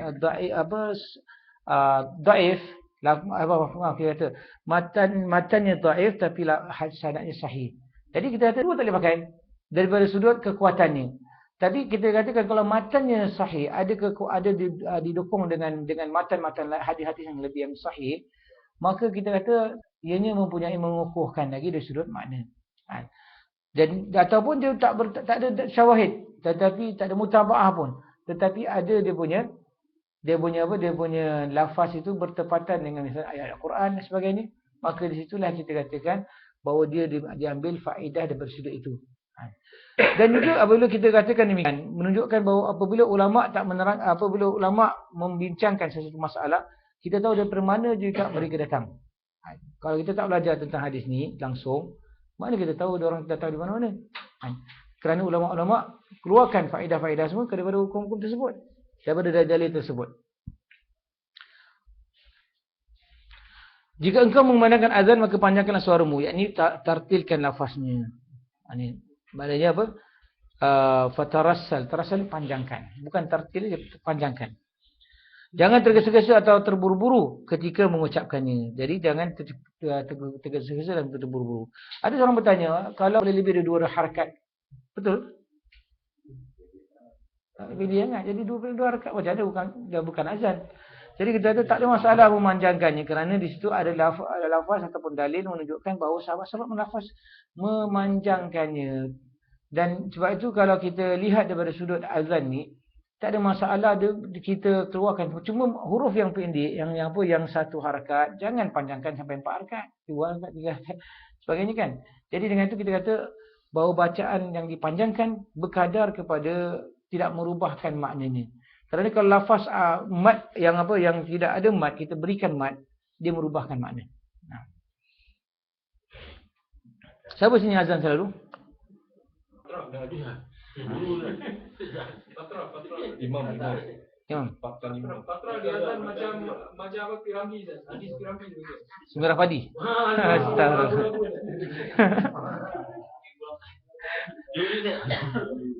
Astagfirullahaladzim. Yang ni buatlah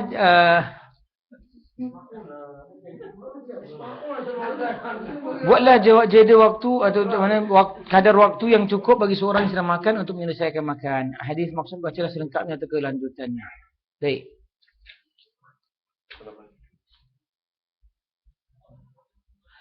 Tafsir hadis. Hadis ini tidak disebutkan secara lengkap oleh Ibn Hajar. Bahagian yang tinggal ialah orang yang sedang minum hingga menyelesaikan minumnya, orang yang hendak buang hajat hingga menyelesaikan hajatnya, dan jangan kalian berdiri mengumandangkan iqamah hingga kalian melihatku. Hadis ini riwayat oleh Tirmizi dan beliau mendaifkannya. Ia berkata, kami tidak mengetahui kecuali daripada Abdul Mun'im dan sanadnya majhul, tidak diketahui. Hadis ini juga diriwayatkan oleh Al-Hakim, juga diperkuatkan oleh hadis Abu Hurairah dan hadis Salman diriwayatkan oleh Abu Syekh, dan juga hadis Ubay bin Ka'ab yang diriwayatkan oleh Abdullah bin Ahmad. Semuanya lemah. Namun walaupun begitu, makna hadis ini diperkuat oleh alasan atau hikmah. Jadi kita dikatakan apa? Diperkuatkan maknanya itu oleh alasan atau hikmah disyariatkan azan. Yang ini untuk menyuruh orang-orang yang belum hadir di masjid agar segera hadir untuk solat. Maka sudah selayaknya disediakan waktu cukup untuk bersiap-siap dan mendatangi masjid. Jika tidak, tentulah tujuan disyariatkannya azan tidak tercapai. Al-Bukhari telah menulis bab khusus bab berapa jarak antara azan dan iqamah. Akan tetapi ia tidak menyebutkan batasannya secara jelas. Ibn Battal berkata, itu tidak ada batasannya yang pasti kecuali waktunya kira-kira dimulai masuknya waktu solat hingga berkumpulnya para jemaah. Jadi sebenarnya kalau kita lihat berkadar masa tu, tidak boleh ditentukan dengan makan ataupun qada hajat sampai habis hajatnya. Kadang lama orang berhajat kan, qada hajat dan sebagainya. Jadi kita kata dengan itu kalau kita balik kepada tujuannya adalah untuk mengumpul orang. Orang dah berkumpul, maka bolehlah kita iqamah. Hadis ini merupakan dalil agar azan dikumandangkan dengan perlahan kerana tujuan adalah untuk memberitahu orang-orang yang berada di tempat yang jauh. Dengan suara perlahan mana apa? Lambatlah kita kata. Dengan suara lambat akan lebih tepat sebagai pemberitahuan. Bukan perlahan maknanya suara perlahan, makluman. Bukan perlahan daripada sudut tinggi suara perlahankan suara bukan. Maksudnya adalah tinggi, bukan tinggi rendah, tetapi adalah lebih kepada perlahan ini adalah kelajuan dia. Kelajuan dia. Jadi dengan itu, dengan suara perlahan mana suara yang lambat, yang tidak meliritlah, yang melirit kita katakan. Akan lebih tepat sebagai pemberitahuan, juga merupakan dalil agar iqamah dikumandangkan dengan cepat. Kerana tujuannya adalah pemberitahuan untuk orang-orang yang telah hadir, maka mengumandangkannya dengan lebih cepat lebih cocok agar ia segera selesai daripada iqamah lalu melaksanakan pokok kegiatannya. Itulah maksud tujuan dia datang, itu salat. Kalau laju? Jadi kalau dia sini keluarnya, maksudnya apa? Kalau dia azan, perlahan kan bukan perlahan bersurut suara tinggi rendah. Tapi pemanjangan, dimanjangkan. Suara tetap masih tinggi. Suara tinggikan, tetapi dipanjangkan, dilambatkan bacaannya. Jangan sampai cepat-cepat habis. Itu maksudnya. Daripada hadis ini dapat kita keluarkan faedah bahawa azan ini dibaca dalam keadaan yang perlahan, yang lambat, tidak cepat, dan dibacakan dengan lafaz yang tepat, mana dibacakan secara jelas. Jangan ada kekaburan, kesamaran kalimah-kalimah yang kita bacakan. Dan jangan sekali serentak, sekali jalan. Maknanya satu-satu. Dan tak perlu kita bacakan Allahu Akbar sesama habis-habis satu-satu. Dia tak boleh lah.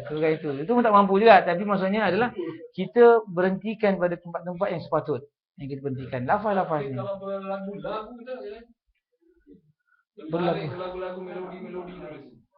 Okay. Kalau kita lihat daripada surah dalil, tak nampak dia larangan. Kerana Nabi SAW kata anda sultan. Tapi masalahnya boleh digabungkan dengan alat muzik. Ini masalah.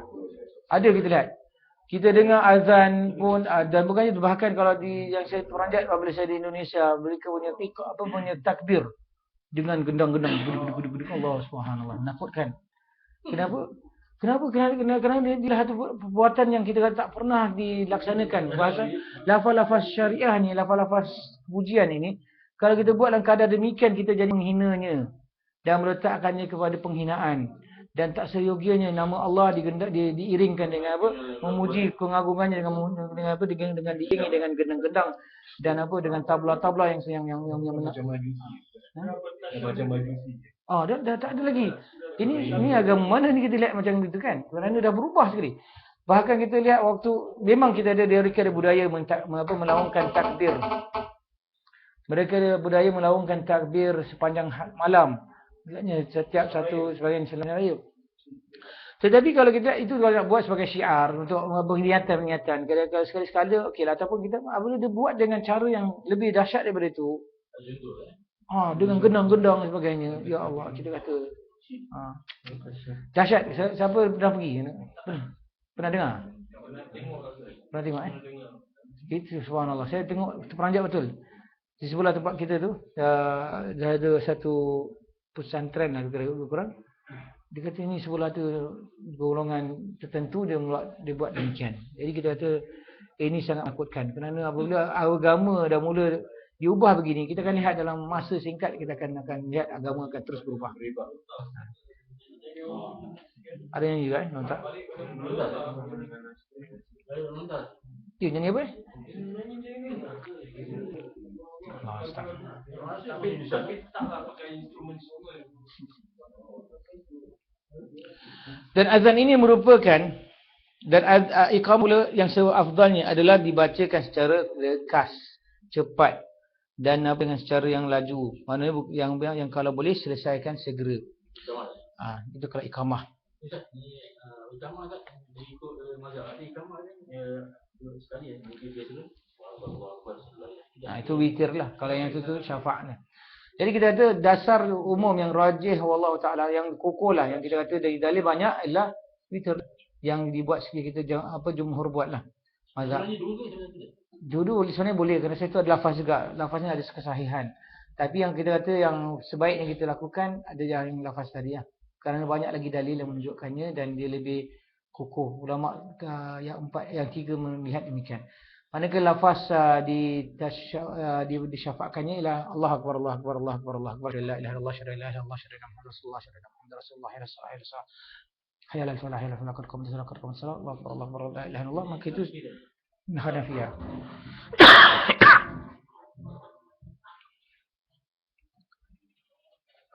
Baik, itu lagi. Dan juga daripada azan juga kita tahu bahawa dia adalah menunjukkan waktu salat. Azan hikmahnya adalah menetapkan atau menunjukkan kemasukan waktu. Kemudian juga sebagai dakwah kepada orang yang mendengarnya supaya hadir ke masjid. Lepas tu panggil hayya 'alas salah.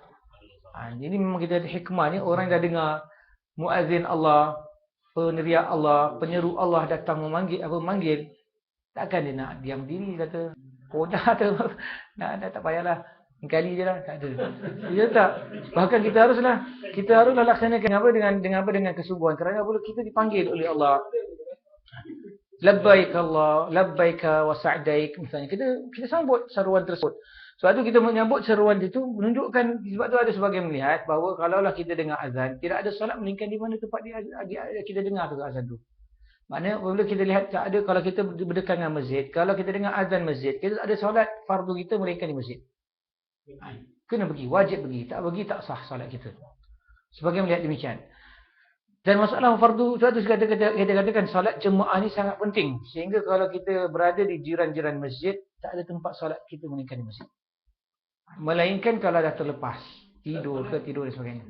Mana harus kita utamakan? Sebab taruh di kampung ada apa masjid dan surau kecil-kecil.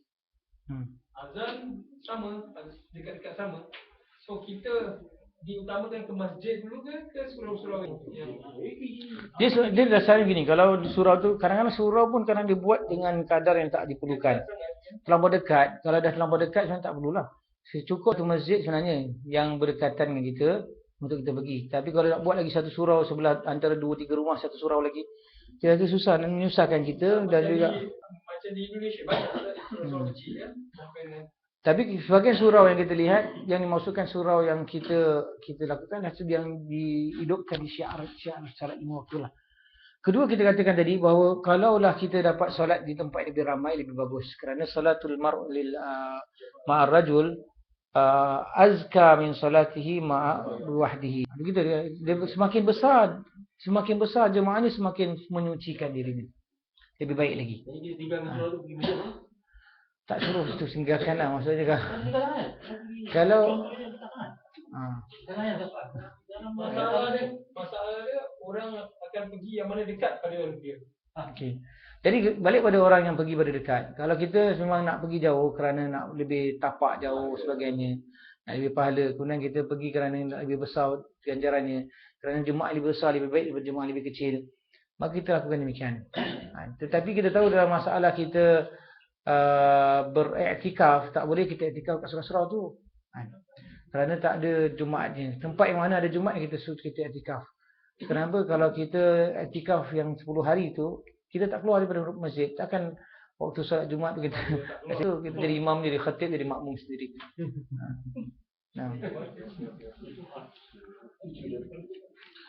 Jadi dengan itu kalau kita kata tadi, kita kata sebaiknya kita balik kepada kita punya keadaan. Kalau memang kalau semua orang buat pendapat demikian, surau tu jadikanlah tempat lain.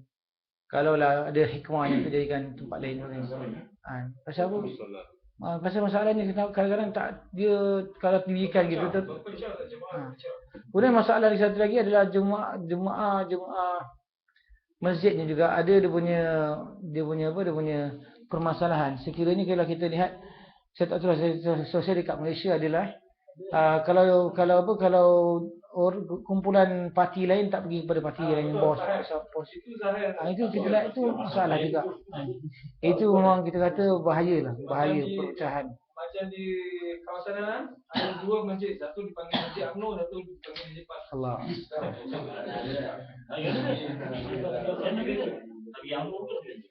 Sebenarnya kita pergi dua-dua lah, mana kita mampu nak pergi. Tapi sebenarnya masalah kita harus satukan mereka. Soal jangan sebab orang yang daerah tinggal dekat Masjid UMNO, lepas dia PAS, dia pergi surau mana. Tak boleh lah, kerana kita bersaudara, tak boleh kita buat demikian. Yang wajib kita kat surau tu. Sedangkan surau tu masjid tu bukan masjid yang sana. Pasal apa? Kita dengar azan dia.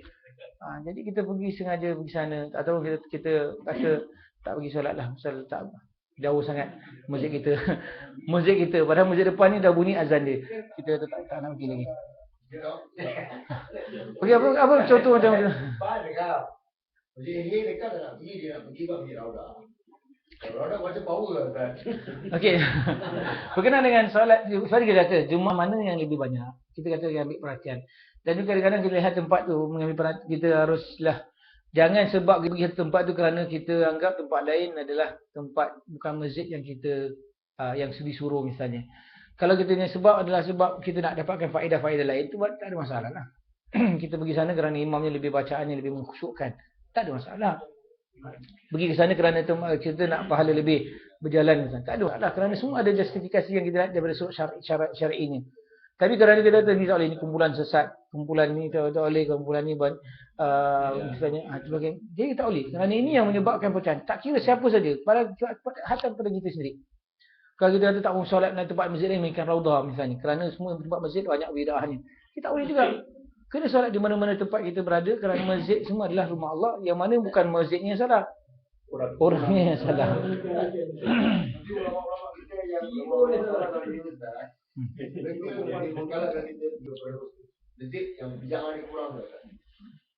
Dia tak begitu juga. Pasal kita kata bahawa mereka kira manhaj kita sebenarnya, hatta orang lakukan imam mubtadi' ke, atau dia banyak lakukan perkara bid'ah ke, kita tetap solat di belakang mereka. Kerana itu kawasan yang kita lihat telah kita punya tempat solat. Jadi dia telah diperuntukkan untuk jadi imam, maka dialah imam kita. Walaupun kita meluat tengok muka imam. Dia sebab itu kan kalau kita lihat, sebab itu saya kata contoh kita disuruh apa, cinta kerana Allah, kasih kerana Allah, benci kerana Allah. Dalam kita cinta kepada seseorang kerana Islamnya, mungkin benci kerana bid'ah ni okeylah. Benci kerana bid'ah lah. Jadi jangan meluat mukanya. Kalau dah meluat mukanya, bukan awak dah anggap bahawa mereka satu. Jadi kita kata beza. Jadi macam mana pun kita benci kepada perbuatannya, kita cinta dia kerana dia seorang Muslim. Jadi dengan tu kita solat belakang dia tak ada masalah. Sebab tu kalau kita lihat di satu lagi sudut, kita kata bahawa kita ada tugas besar. Tugas kita dakwah. Dakwah ilallah. Dakwah ni bukan satu benda senang. Mana para anbiya, orang dah hina dia, kutuk dia, ejek dia, maki dia, macam-macam cakap dengan dia. Datang hari besoknya, muka sama, dakwah yang sama. Bertahun Nabi Nuh AS berapa tahun? 950 tahun. Tak jemu pun tak Tapi inilah kita cubaan kita. Dasar kita lah pendai itu sudah harus lebih besar. Hati dia lebih besar. Kena macam-macam pun kita lihat tak defect. Bahkan kita lihat alhamdulillah kerana dia dapat berikan kita pahala. Kerana aziyah dia menyakitkan kita dapat pahala. Dan dalam kita berusaha dakwah ni semua pahala. Kerana sebab tu kita katakan bahawa perspektif kita terhadap satu perkara tu boleh berubah dengan positif kita kata. Kerana sebenarnya semua perkara yang merupakan mungkin kita benci kerana Allah, kita boleh cinta juga kerana Allah. Kenapa tak boleh benci saja, kita ambil benci kerana Allah. Dalam waktu sama kita benci perbuatannya, sambung kait gabungan dengan kita mencintai kerana Allah. Dengan itu kita kalau dia benci dengan kita macam mana? Tak masalah.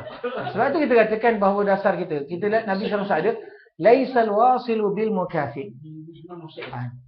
Laisal wasilu bil mukafi. Apabila ditanya sama mukafi, alladhi yasiluka wa yasiluka. Nabi SAW ada bahawa laisal wasi bil mukafi. Bukanlah seorang yang menyatukan silaturahmi, ialah orang yang membalas. Kalaulah idza wasalaka wasalta wa idza qata'. Tapi sebenarnya apa? Wasil itu orang yang wasil adalah idza qata'aka wasalta. Maknanya kalau kita bukanlah orang yang menyatukan silaturahmi, itu ialah orang yang bayar balas balik. Maknanya kalaulah dia satukan silaturahmi, kita satukan silaturahmi. Tak. Tapi kata bahawa yang betul-betul menyatukan silaturahmi ialah orang yang kita, kalau orang putuskan hubungan yang kita sambungkan. Satu kali dia halau kita datang lagi, muka tebal pun tak kisah. Kerana kita kata apa? Kerana ini kita buat kerana Allah. Kita nak satukan silaturahmi kerana Allah. Dan itu tugas-tugas ini semua. Sahabat, ada ketika sahabat kita lihat, memang kita kata kadang-kadang memang perbuatannya perbuatan yang kadang-kadang menyebabkan kita rasa macam jatuh, rendah, hati kita rasa macam marah, kecewa, rasa macam manalah. Kita kata namanya, kita namakan perasaan tersebut. Tapi sahabat Rasulullah SAW, kadang-kadang dia pergi kepada ziarah waktu-waktu aurat. Kenapa? Kerana dia ingin sahabatnya yang berada dalam keadaan tak boleh terimanya, suruh halau dia keluar. Suruh balik. Fa in qila lakum irji'u farji'u wa huwa azka lakum. Sekiranya disuruh kamu untuk pulang, maka pulanglah kerana itu lebih menyucikan kamu. Jadi dia sahabat pergi. Waktu-waktu ni seorang tolak dia. Alhamdulillah dia pergi. Jadi kita kata balik dengan hati yang senang. Kenapa? Kerana dengan itu dia dapat penyucian daripada Allah.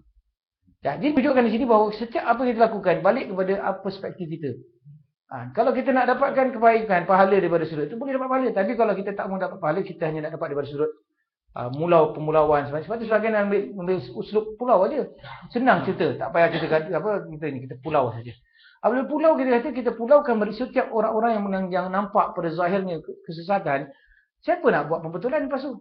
Siapa nak jadi muslihun? Jadi kita sama dengan golongan yang memisahkan antara orang yang salih dengan orang yang talih. Dan orang ini kalau kena azab semua kena. Tapi kalau golongan ini masih mewujudkan sifat atau islah, dalam keadaan dia berpisah, dalam keadaan dia ini pun dia akan dapat mengislah. Dan dengan islah inilah kita gerak dia sebagai penahan kepada azab Allah. Kerana orang masih lagi nak melakukan islah. Dan insyaAllah semoga Allah beri taufik. Ini susah juga memang kita ada perasaan kan. Nah.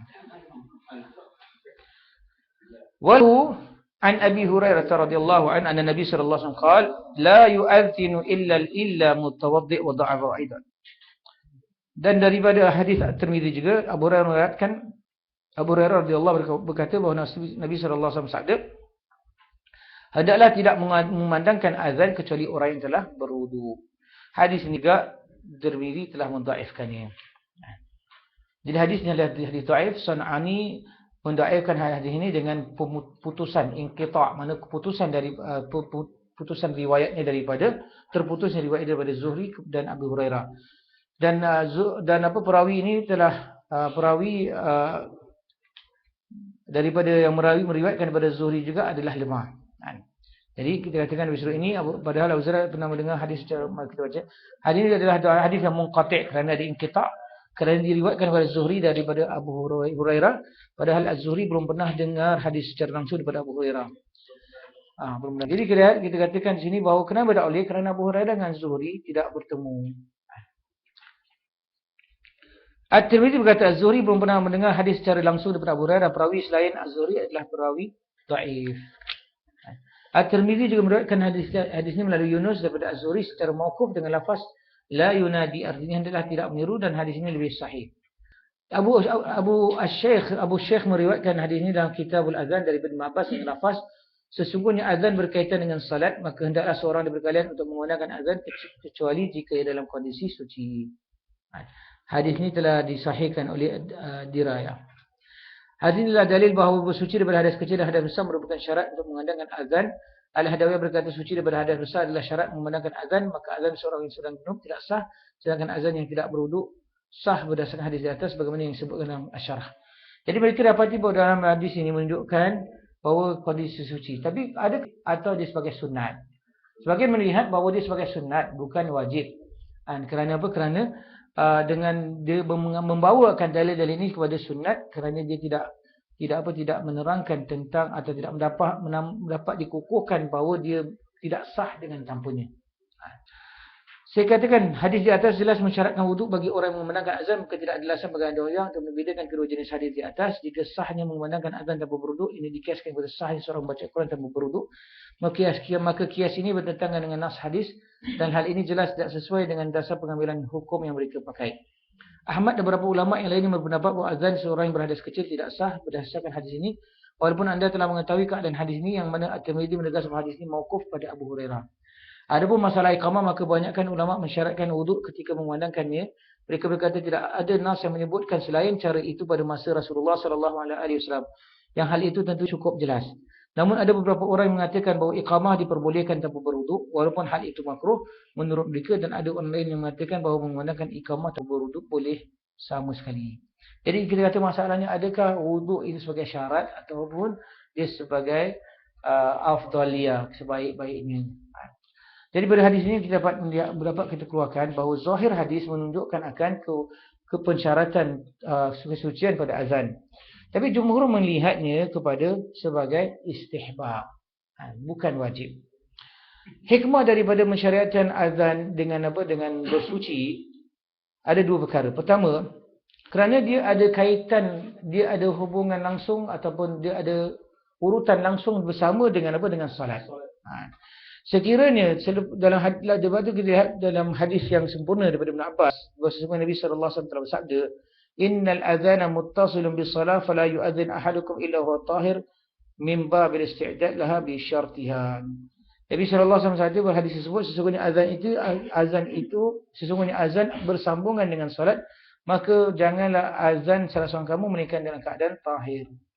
Jadi dengan itu menunjukkan bahawa dia bukanlah sebagai syarat, tetapi lebih kepada kita katakan bahawa dia daripada bab menyediakan diri sebelum syaratnya. Maknanya kalau kita nak solat dengan solat, kita tahu bahawa kita akan solat dengan ada syaratnya. Tapi kalau kita siapkan lebih awal syarat tersebut, maka kita lakukan azan, terus kita lakukan qamat. Jadi dengan itu kita katakan di situ dasarnya. Yang kedua, bahawa azan adalah ibadah yang mana kita lihat adalah sebaiknya didatangkan dengan taharah. Dia terutama apabila dia ada kaitan ibadah itu dengan salat. Jadi dengan itu kita katakan ibadah dasarnya selalu kita lakukan dengan wudu, dengan taharah. Sebaiknya kalau nak baca Quran, bacalah dengan taharah. Kalau kita nak berdoa, bacalah dengan taharah. Doalah dengan taharah, lebih afdal. Bukan bermakna tak boleh, tapi kita kata afdal. Jadi kalau dah begitu, maka azan juga adalah sebaiknya dilakukan dalam keadaan taharah, kerana dia adalah berkaitan dengan ibadah yang sangat agung, itu salat. Sekiranya azan disyariatkan baginya persucian atau kesucian, maka dalam iqamah pula dia adalah penerangan atau pemakluman kepada kita berdiri untuk solat, ada lebih utama diadakan dengan syarat tersebut. Maknanya apa? Kalau azan itu, kalau sebagian ulama kata syaratnya adalah berwuduk, sepatutnya yang lebih diutamakan berwuduk bila iqamahnya. Jadi dikata kalau iqamah lebih-lebih lagi utama. Sebab itu ulama sebagian memakruhkan pula orang yang melakukan iqamah itu dengan tanpa ada wuduk. Pertama dia kehilangan apa? Kehilangan salat takbiratul ihram, bukan kehilangan salat mungkin salat dapat, tapi kehilangan takbiratul ihram dia. Macam memang. Dan mungkin dia akan masbuk pula, kita katakan. Sebab itu Syekh Islam mengatakan dalam kesahihan orang yang beriqamah dalam keadaan tidak suci, khilaf juga.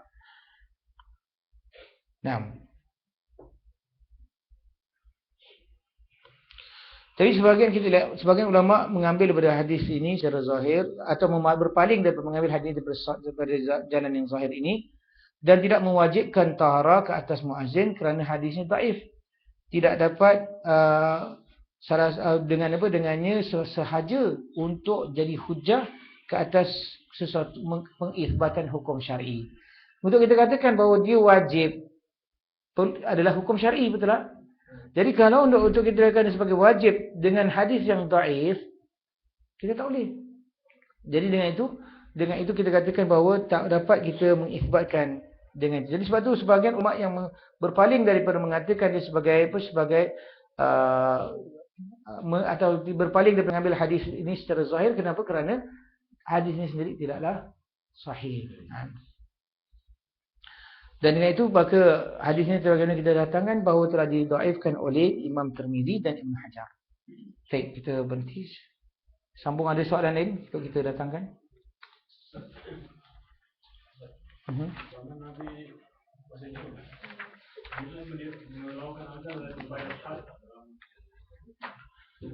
Dalam lafaz yang menunjukkan bahawa Nabi sahabat lakukan di tempat yang tinggi. Tempat yang tinggi. Depan belakang tak pasti. Pasti. Tapi memang tempat yang tinggi. Kita mengatakan azan, kalau yang pertama tu di tempat yang tinggi, iqamah tak masalah. Pasal iqamah kita kata nak terus solat. Tapi azan tu di tempat yang tinggi. Azan dan iqamah wajib ke bukan? Harus ke orang yang sama atau tak? Boleh tak orang lain? Kita boleh orang lain. Boleh tak orang sama? Boleh juga orang yang sama. Boleh tak imam juga muazzin? Boleh juga, tak masalah. Jadi kita dasar tu tak ada inilah, tak ada untuk bahawa mesti orang tu sendiri. Kerana menunjukkan bahawa Nabi SAW membezakan atau menggunakan dua orang untuk azan yang satu, maka dengan itu juga membenarkan bahawa untuk iqamah juga dibenarkan demikian. Dari perbezaan daripada sudut itu tidak ada tidak ada apa, tidak ada halangan lah. Ustaz, azan dalam hadis sahih menyatakan kita kena sahut azan seperti muazzin. Macam mana dengan iqamah Ustaz? Adakah sama? Praktik dengan Ada sebagian ulama keluarkan mengatakan kita sama. Ada mengatakan boleh sampai qamah salat, mengatakan ada maha wa aqamaha. Tapi itu masih lagi ada kelemahan lah. Ada kelemahan. Ada doa tak? doa apa iqamah? Tak ada. Tak. Tapi memang kalau mereka ambil daripada lain ni, mereka adakan iqamah, dia akan sekali pasal mereka kata tu azan juga. Kerana azan dinisbahkan kepada azan ataupun iqamah. Dengan dalilnya bainal azanaini as-salah, atau antara dua azan adalah salat. Mana azan dan iqamah tu dinamakan azan juga. Jadi dengan tu mereka lihat bahawa ada dia punya dari nama tersebut. Tapi sebenarnya kalau kita lihat dia adalah azan yang ma'hud lah. Saja. Rasulullah kenapa tak? Untuk Dia dia dhaif lah, tak kokoh. Ustaz, Doa selepas kalau waktu solat azan nak dengaran pun tak pergi masjid tu. Apa dia? Kalau solat azan tak dengaran, perlu ketika pergi masjid tu. Rumah ni dekat ke tak azan? Rumah dekat. Depan je. Rumah kalau dekat, memang kita kata lazimnya kita dengar tak dengar kena pergi lah. Kalau jauh tak? Kalau jauh tak dengar tak wajib lah. Tak wajib. Tapi afdal lah. Afdal lah. Macam pindah jauh tak di solat. Boleh. ada jarak yang Jaraknya sampai kedengaran azan. Tapi sebahagian meletakkan had 40 rumah ke depan, rumah belakang tu. Tapi lebih kepada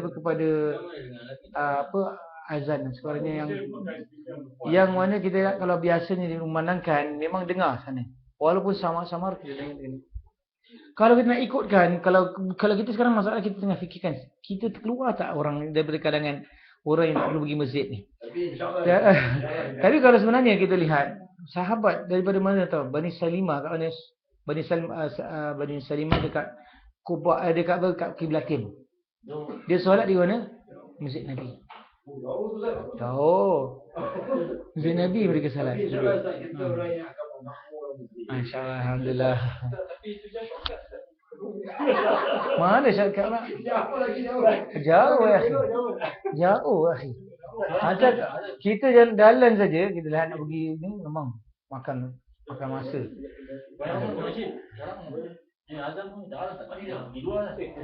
Dia masalah balik kepada pertama, kita kata ni adakah ini sebagai satu syiar? Syiar. Kita nak jadi orang yang mendukung syiar tak? Jadi kita akan pergi. Jadi kesalahan kalau kita tak mampu kerana sebab tertentu, kita minta Allah Ta'ala berikan kita keampunan sebagainya kerana tidak dapat. Jangan kita tak rasa apa. Kalau kita tak rasa apa nanti, takut nanti Allah hilangkan sifat kita untuk rindu kepadanya, untuk pergi kepadanya. Padahal rindu kepada masjid adalah salah satu ciri-ciri yang baik. Di antara orang yang akan dapat lindungan Allah Ta'ala di aras, perlindungan arasnya, di mana tiada perlindungan melainkan perlindungan tersebut. Rajulun qalbuhu muta'alliqun bil masajid. Keluar masjid dia dah rasa nak bila balik lagi. Kita bila kita nak balik rumah. Bila nak balik rumah? Mana?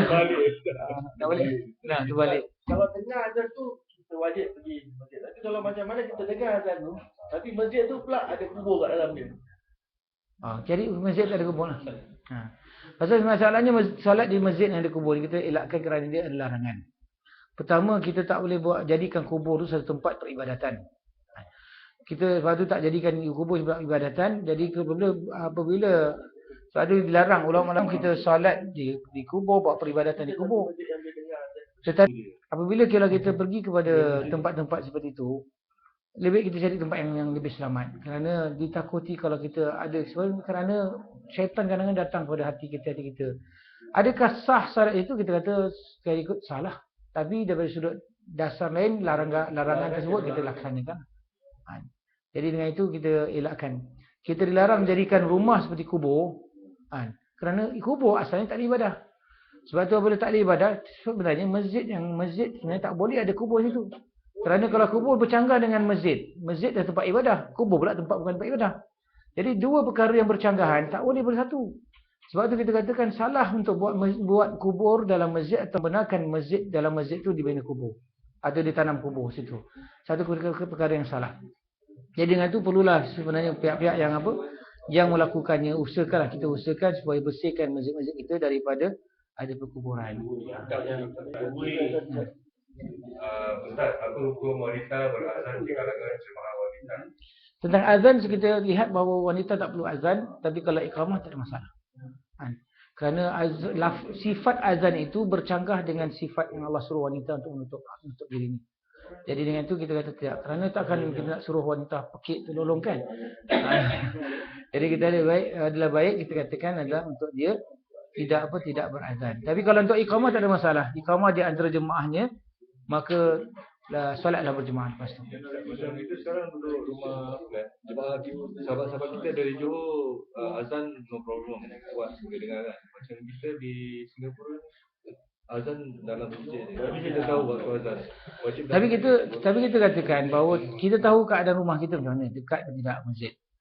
Jadi kalaulah misalnya kalau betul orang azan seperti azan yang lumrah biasa, kita boleh dengar tak kalau dua azan, bukan azan yang ditutup lah, jadi disempitkan.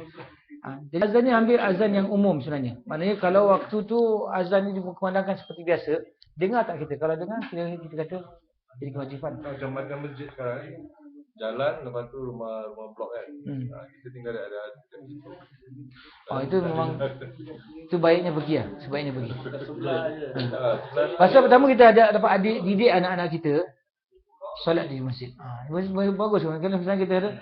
Dan kalau setiap hari kita jadi begini, kita akan lihat kita pun punya sistem pun disiplin, masya-Allah. Sistem disiplin kita baik lagi. Dan kita akan merasakan kerugian, kelepasan solat di masjid. Saya rasa rugi misalnya. Sekarang kita tak ada rasa apa-apa pun pasal dah tak ada connection dengan masjid. Tentang masjid pun tak tahu.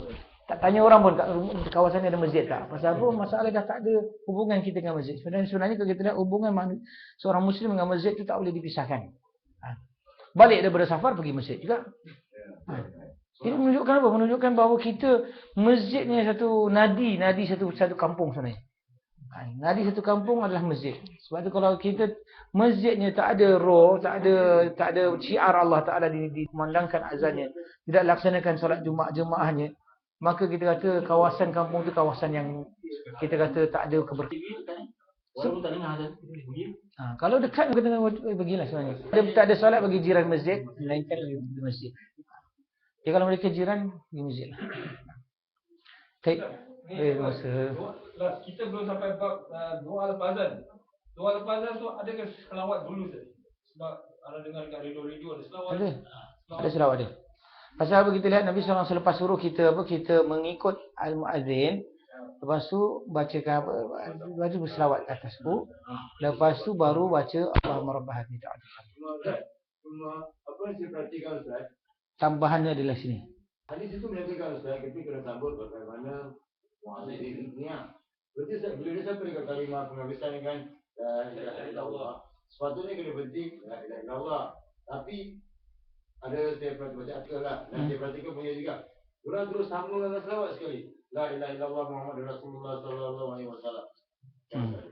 Sepatutnya kalimah itu kan Allahu Akbar, Allahu Akbar. La ilaha illallah. Berhenti situ lah. Berhenti di situ baru sambung. Kemudian baru kita selawat. Nah, betul lah. Orang terus sambung terus. Pasal dia sebutkan Muhammad Rasulullah sendiri. dia express je Sebenarnya kalau kita lihat memang kita ikut pada lafaz lah, lebih baik. Kerana kalau kita tambahkan, tambahan tu perlu dalil lah kalau kita anggap sebagai sunat lah. Sebab tu dalam masalah ni pun kita kata sebaiknya kita biasakan diri kita dengan menjawabkan azan supaya kita tak terlepas dari kelebihan ini. Kelebihan dapat syafaat Rasulullah sallallahu alaihi wasallam. Nah. Soalan lain? Khalas. Masa tinggal 10 minit nak mulakan ni. Tak boleh ya? Tak ada soalan lain. Ada iklan ke apa? Iklan? Tak ada iklan Tak ada iklan untuk pergi untuk pergi KL tu apa? Saya buat kat Kuningan. Kuningan, Jawa Barat.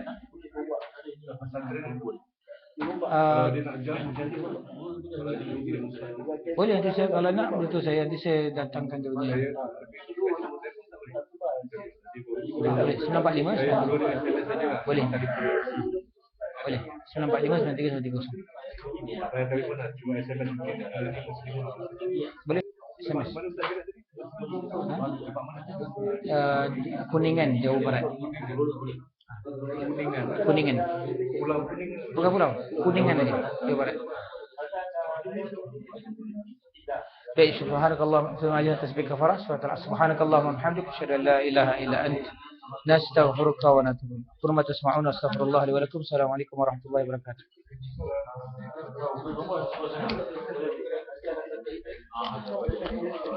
Jauh daripada Jakarta. Lebih kurang dalam kalau naik mau naik ini dalam 1-2 jam lah. Tak campur lah. Kita akan kampung dan juga pada skin dan juga pelajar-pelajar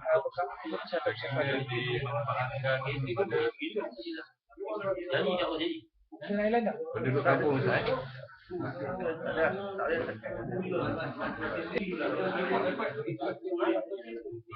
Masuk